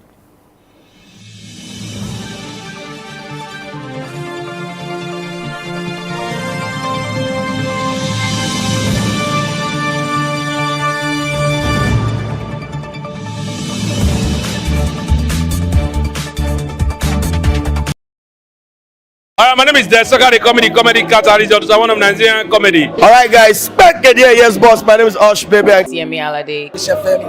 Yeah, what up people, it's your boy Victor 80. Girl Niniola. My name is my wife Niger celebrity type man. My papa say, who won't carry cow, waka go, waka follow the cow. I know the life for you. I see you know you're watching the Atlantic TV. Keep watching Atlantic TV. Atlantic TV. Keep watching Atlantic TV. Keep watching Atlantic TV. Keep watching Atlantic TV. Atlantic TV. Informative, educative, interesting, entertaining. Worldwide, international. Don't go anywhere or I'll catch you. Don't touch that die. Atlantic TV. Boom. Atlantic TV, we wanna party. Atlantic TV. Culturally inclined and uniquely different.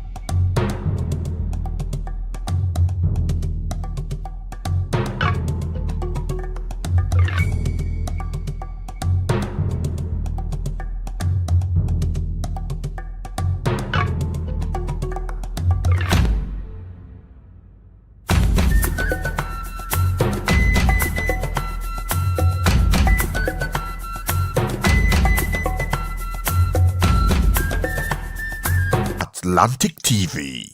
culturally inclined, and uniquely different.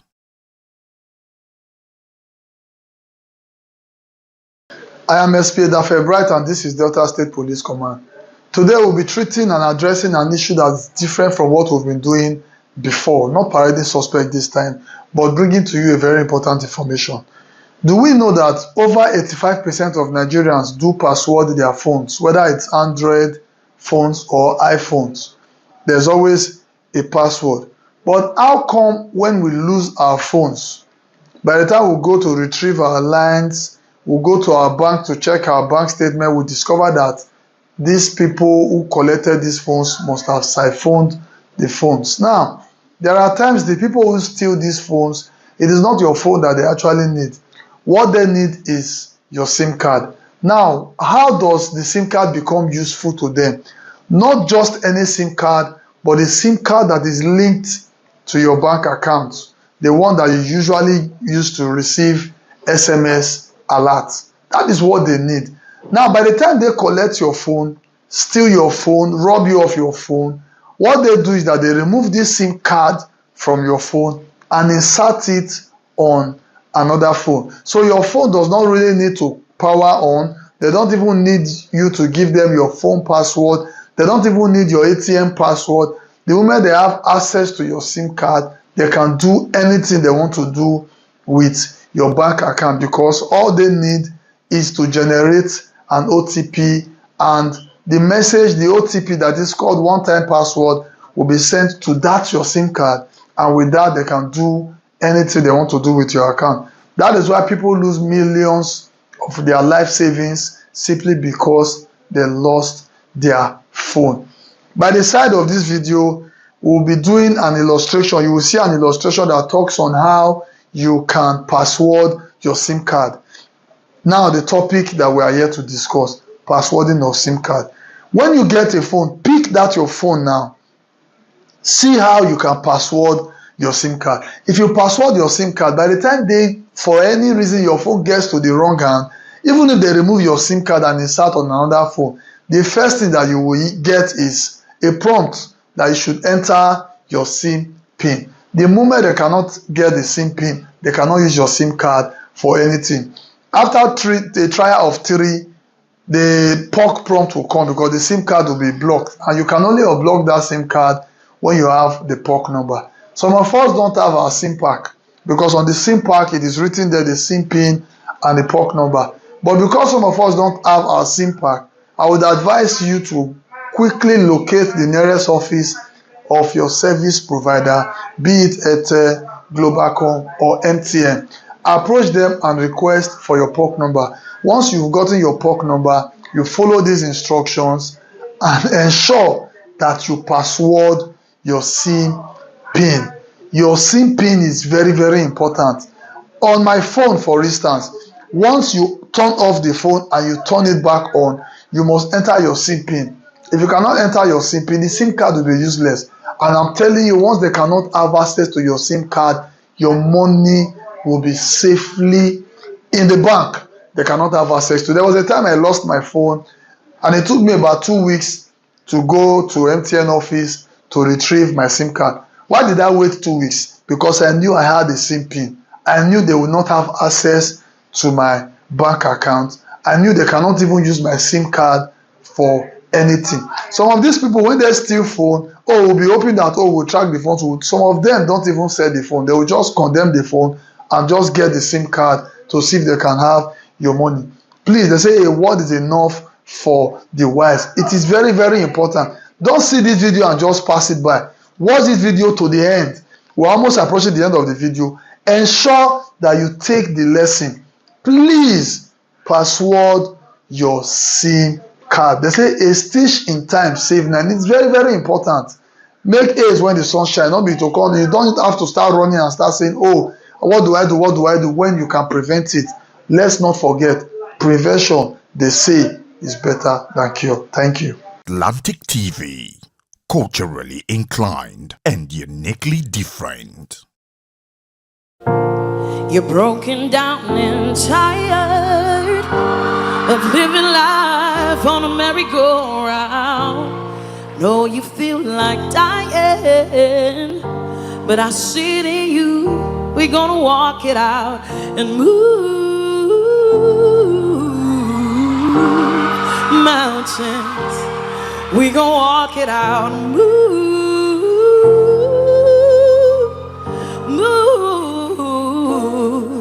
And our eyes up, rise like the day. Our eyes up, rise unafraid, rise up. And I do it 1,000 times again. And you rise up, high like the day. You rise up, in spite of the ache. You rise up, and you do it 1,000 times again. For you, for you.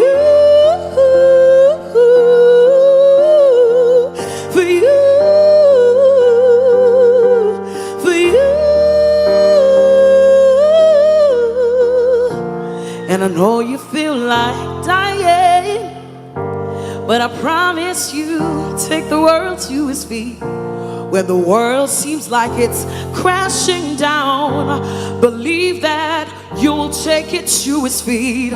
Move mountains, you bring it to his feet. Move.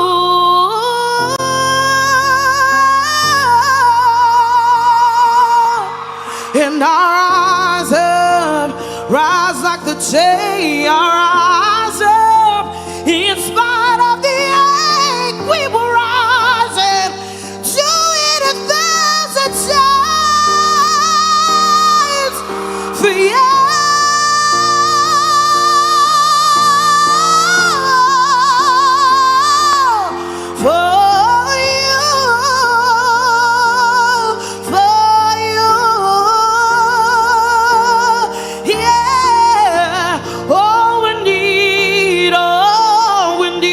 Hope, and for that we have each other, and for that we have each other. Yes, we will rise, we will rise, we will rise, hey, and bring the world to his feet. Yeah, I'll rise up. I like the day you're rising, in spite of the ache. You're gonna rise in everything that you do. Believe it in your heart. Believe it in your heart. You rise up. You rise up. You're gonna rise up and do it 1,000 times again. Nobody's gonna stop you, yeah. Nobody will ever stop you, no, no, no. 'Cause you're rising, you're making the world a better place, yeah.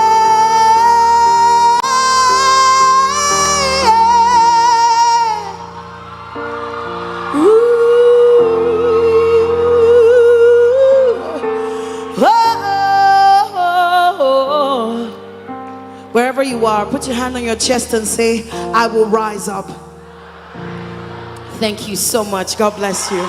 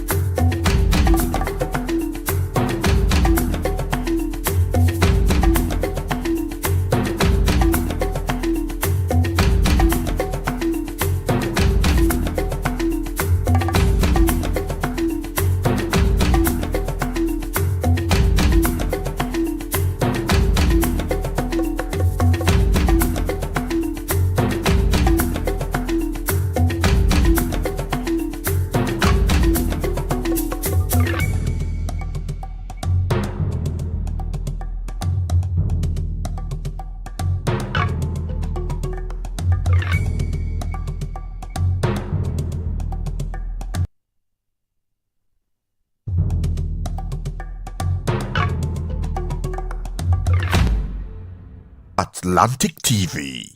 Culturally inclined, uniquely different.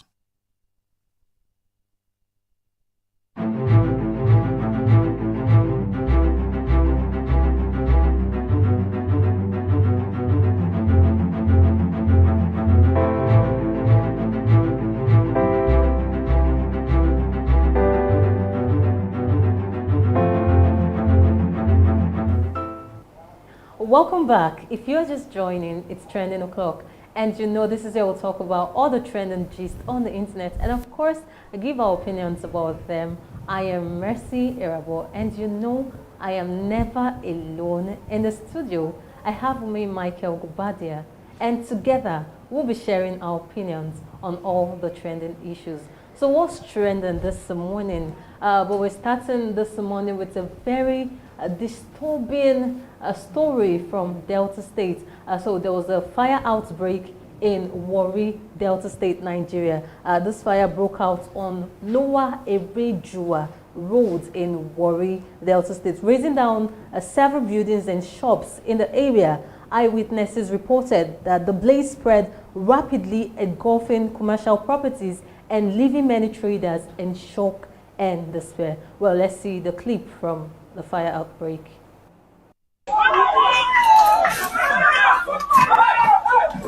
Isa.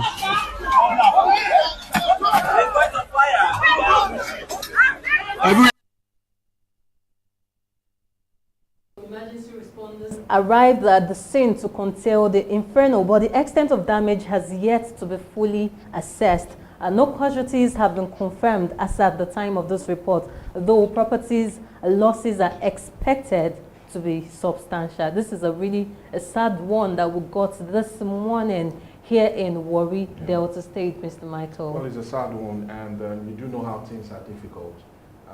These persons picking up their life back and coming back on stream is always so difficult. I've seen countless businesses go down on account of that, and no present succor, either from local government, state, or federal. They just need to just go back, pick up those scraps, and just continue their life. It's always sad. Yeah, it's sad, and I feel really bad for the traders, because imagine starting afresh after losing a whole lot of properties and all of that. This is a really sad one, but we're yet to get more updates on the fire incident, and once we get more, we'll definitely update you. Well, away from the fire incident, So while others were busy celebrating Nigeria Independence Day on the 1st of October, but it was quite different in Surulere, Lagos State, as a shocking incident was caught on camera. I know people will say, Mercy, why are you always talking about the Nigerian police? But the truth is, I really want this to come to an end. So a group of Nigerian police officers were seen assaulting a driver, seizing his phone, and then driving off with his car. Well, let's see the footage.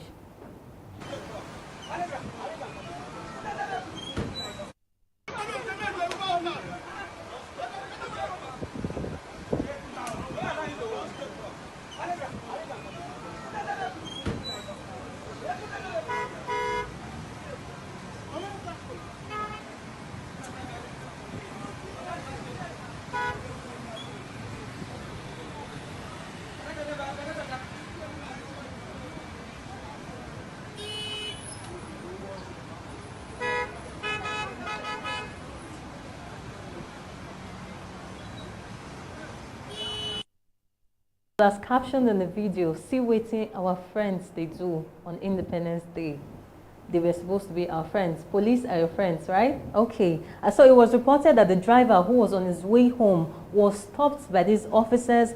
Things quickly escalated and leading to the assault and forceful confiscation of his belongings. And this video has since sparked a lot of reactions from netizens, because even the caption is catchy, because police is your friend.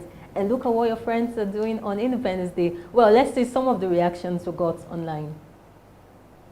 This is exactly why police brutality and extortion remain deep scars in Nigeria. The same officers meant to protect lives now weaponize their uniform against innocent citizens.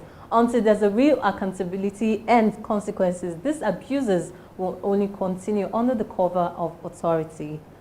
On a day meant to celebrate freedom and unity, this is what Nigerians have to face. How do we move forward as a nation when those meant to protect us turn into the ones oppressing us? Justice must not just be demanded, it must be served. Nigerian police is really a terrible organization. Most of the staff have sworn that if Nigerians do not rise against them again, they won't rest. Please, we do not need another protest. As it was in the beginning under the colonial masters, Britain, so it is now, because the template has never changed. The people has now created the people's police, and so shall it be if Nigeria continues as it is today without a revolution. I think this person is talking about state policing. See as them days, Zuzu for their fellow poor people's side. Okay, police is not your friend. Know this and know peace. Interesting, police are not our friends. And the last time I checked, police is our friend.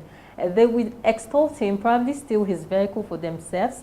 The worst is they can even buy this boy. These people are heartless. Stay safe out there, guys. Now, the level of corruption, even amongst police personnel, is out of this world. Nigeria police doing the most, leaving behind priority to face irrelevant stuff, all for the belly satisfaction. Whoa. I don't know what to say, because I've been talking about police brutality. I think from the for weeks now we've been talking about this whole police brutality. We really want to see this come to an end. I don't know what's happening. I don't really know, Mr. Michael. Well, it's really sad, and looking at that kind of a very uncivilized manner of really assaulting a civilian. Yeah, it's quite disheartening. You know, I felt we've gone past that era. Honestly, that's what I felt we have. But you know, mostly when they came out to say police are now more civil and friendly in their dealings. I'm happy that video is there, and we know it has gone viral. Yeah, and most certainly, the police authority in Lagos will be taking a swift action against that. And be rest assured, I feel those officers will be called to book. Most certainly they will. Yeah, I really need them to be called to book, because this is getting serious. And I'm sure if they use one as an example, the rest will learn, I'm sure. Because of recent, we heard about the ones that they sentenced him and stripped him of his uniform for extorting a young man. And funny enough, he was crying. But when he was doing it, he was all muzzled up and feeling he's doing his right. But now, at the end, he was crying. So please let this be more of a lesson to other erring police officers. Please be civil in your way of handling issues. We don't know what transpired between them. Yeah, we can't really tell. But irrespective of that, you do not accost somebody that way. You don't even accost somebody that is even a criminal in that manner. Please, let's be civil. That's the Nigerian police. I'll not put force to it, because it looks as if they're always using force. One will call them police force. So please be civil in your handling of civilians, and let's see how we can make this country a great one. Yeah, so Nigerian police, we're calling out the Nigerian police force now. We need you to be more civil and friendly in your dealings. You're supposed to be our friends. I don't know why we're supposed to be scared of police, as if they are bandits. We ought to be friends with the police, so we need them to be more friendly with their dealings with citizens. We do not want to talk about police next time on Trending. All right, so away from the police issue, a shocking scene unfolded recently in Oshogbo, and it got many Nigerians questioning the methods of law enforcement on roads. In a viral video, members of task force were seen trying to stop a moving truck, and it was quite in a dangerous and reckless manner. I don't know, but let's see the footage.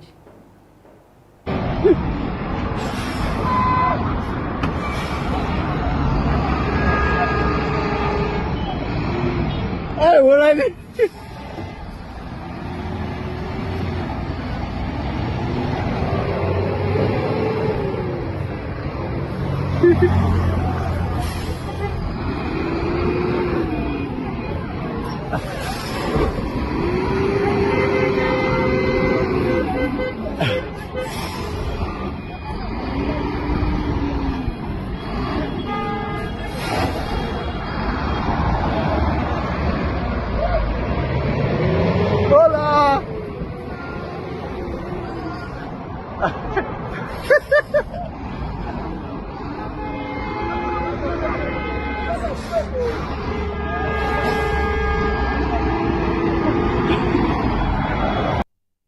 Well, you can see that dramatic chase. It did not only put the lives of the task force officers at risk, but endangered the lives of road users. As eyewitness even reported that motorists even panicked during the whole process. So this is, I don't even know what to call this. Is it supposed to be 1,000 ways to die or whatever? Like, why exactly are you supposed to be trying to stop a truck with a car? And the very person driving that car, I don't know, do you have 100 lives? I'm still yet to understand that very video, Mr. Michael. Well, anyway, they'll tell you how really important Belay is.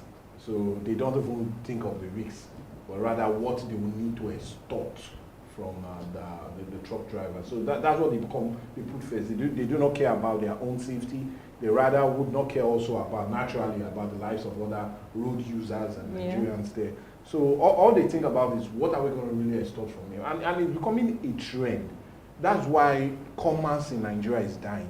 You know, you pay your usual tax, you pay haulage, now you have to deal with the local agbaros, or let me call them tax collectors on the road. And it's really disheartening, because at the end, all of these will be mounted down to the customers. Imagine a truck driver going through that very bitter experience. How would he perceive other road users? Will he not be aggressive to them, even after leaving that very place and even maybe paying a very huge sum? So this is why it's more like a bottle-up neck anger that seems to start from somewhere and is being transmitted to other places. All I know, let them be more accountable and civil in their actions. The state government should do more to control these unnecessary thugs. I call them thugs, not really tax enforcers, on our major road, and see how they will stop endangering the life of innocent Nigerians. A child might just be passing there and you knock him down. Like, this is really sad. I don't even know what to say about this. Well, many Nigerians are asking for better training and safer enforcement strategies for all of this task force. I know that they might have their own use on the roads and all of that, but I think they really need to reform them, because when you get to see them, they don't act civil. You just think they're touts and all of that, and this is not how it's supposed to be. They're supposed to be officials and supposed to be professional in their dealings with the motorists. Well, away from that, there's been a major development in Edo State, as the revered Oba of Benin, Oba Ewari II, has made a strong declaration regarding the leadership structure of markets in the state. So the monarch has rejected the idea of appointing an Iyaloja, that is a market leader in the Yoruba tradition, in Edo markets. According to the Oba, Benin markets have always been led by the palace-backed Iyeki, and that tradition will remain intact.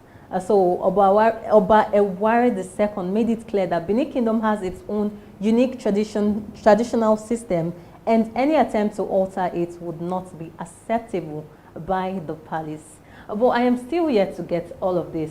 Like, Edo State has its own tradition. I don't see any reason why Iyaloja is a Yoruba word. So I don't see any reason why the Yorubas want to move all of this, their traditions, into other cultures. Iyaloja is supposed to be within the Yoruba-speaking states and not to be moved, because every other state have their own cultures peculiar to them. You cannot come and enforce your own tradition on the people. Mr. Michael, what's your take on this? Well, it's just like you saying you go to a Yoruba market, maybe in Ogun State or Osun or Ekiti, and put an Iyeki. It's not possible. You know, this is where we really need to understand that on the mining, you might be a visitor, still respect the dictates tradition and feelings of the people involved, especially as those in terms of affair.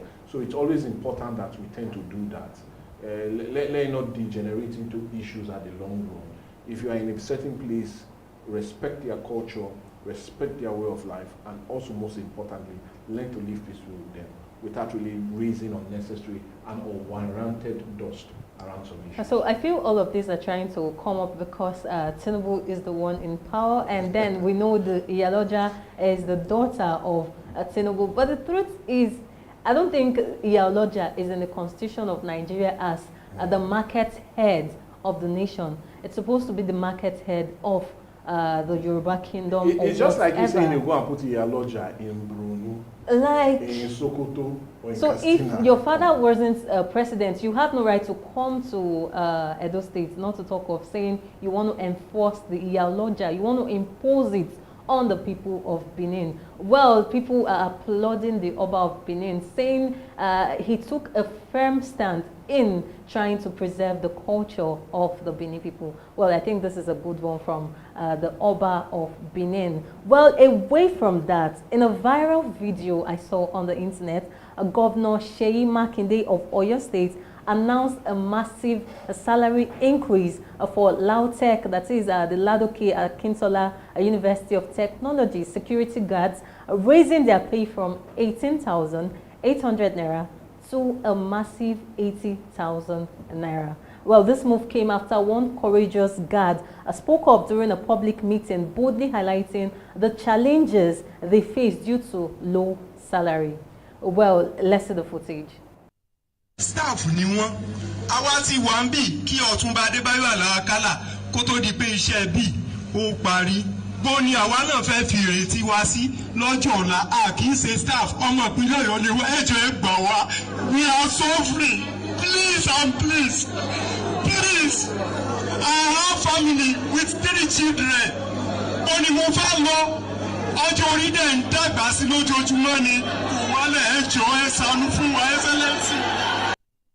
Well, rather than dismissing his concerns, the Governor Makinde, responded on the spot with the massive increment of salary.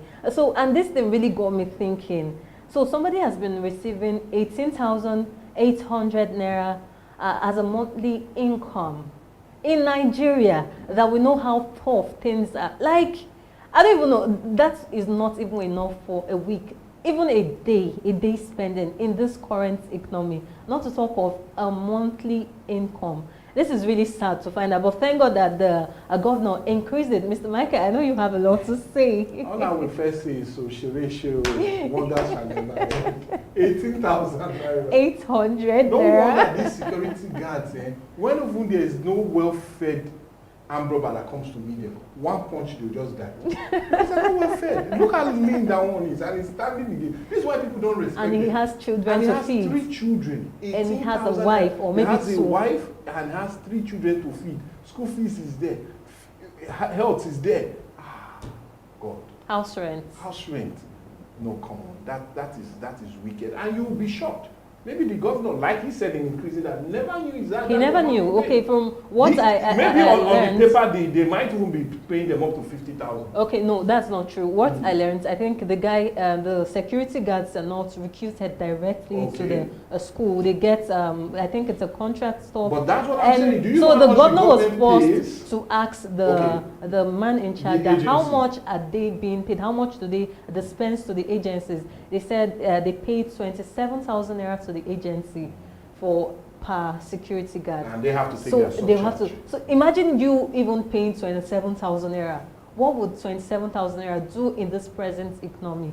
Not to talk of deducting it and still giving them 18,800.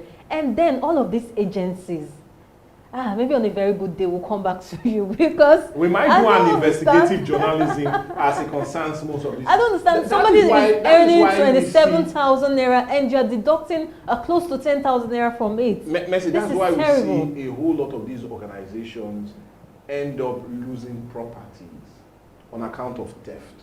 Because when you do not pay your security guard well, you are just only inviting kidnapping, you are inviting theft, you are inviting attack, you are inviting a whole lot. But when you pay these persons that protect you well, you are securing your life, securing your property, securing that of your children. That's the idea. It's really, really sad. It is. Well, this is Nigeria. Well, this gesture has earned Governor Makinde. He actually won my heart with that, because nothing like "I will get back to you." He responded at the spot.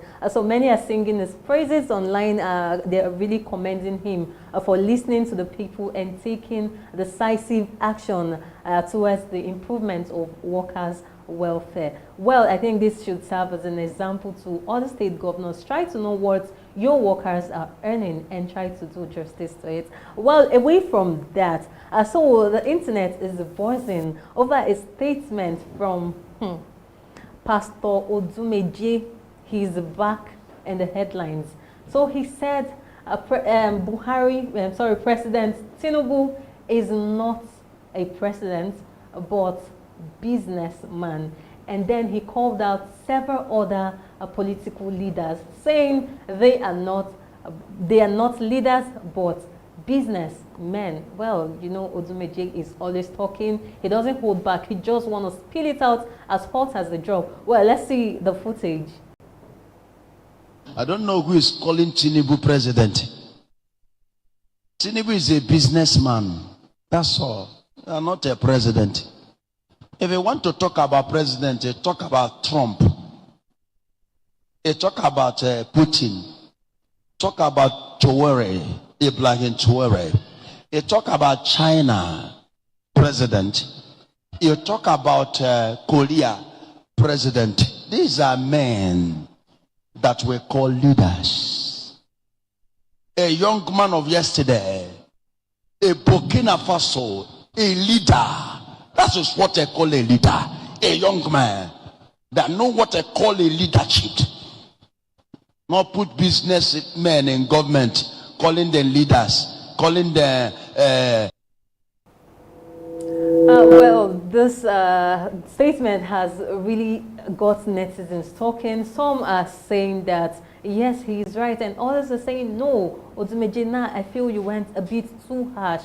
This is so bad coming from you to the president. It is so harsh. But me, Mercy, would just say, well, Odumeje is always giving us comedy. And it's something to always laugh about. Because it's something to always laugh about. And he always seems to be in the news, especially as it concerns some of these controversial issues. Well, yeah. That's him. That's just him. Odumeje will always trend, you know. He knows how to keep talking. The last time he came out to say, I will not die, I will just go to heaven like chariots of fire. And that trended for some time. And now he's back to the headlines with this. He always knows how to maintain that headline. Well, what do I know? Well, this is where we have to wrap it up on the Trending on Viewpoint on Atlantic TV. I had a really amazing time from Monday to Friday's edition. And you know how excited I am on Fridays. Thank God it's Friday. Of course, you know, you can engage with us on all our social media platforms, on Facebook, on YouTube, on Instagram at Atlantic Media and TV. Tell us what you'll be doing this weekend. Mr. Michael, what will you be doing? Well, anyway, I'll just try and see if I'll do some reading up and getting prepared for next week to give them a bumper package, which we'll always enjoy doing on Atlantic TV. Yes, and I'll also be looking for trending gist for my people. All right, this is where I have to say see you same time next week for another super exciting edition. Once again, I am Mercy Erabo. Have a nice weekend. And I'm Michael Gobadia. It's only right for me to say, do what seems to be right. Enjoy your weekend and come back next week all new. Bye for now.